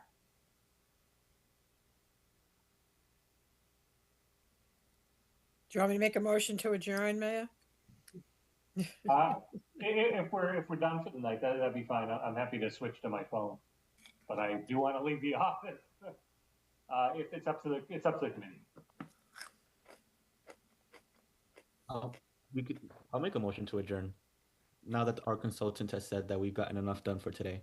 Second. All right, motions from member Baez, the seconds from member Royce. We'll take a roll call vote on adjournment.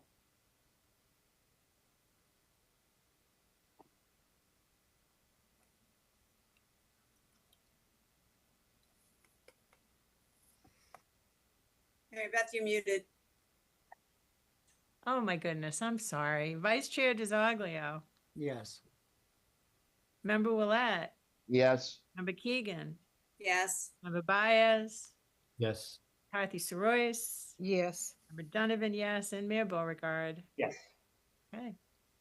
All right, 7-11. Have a good night.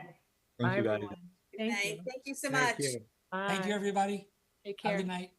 Night.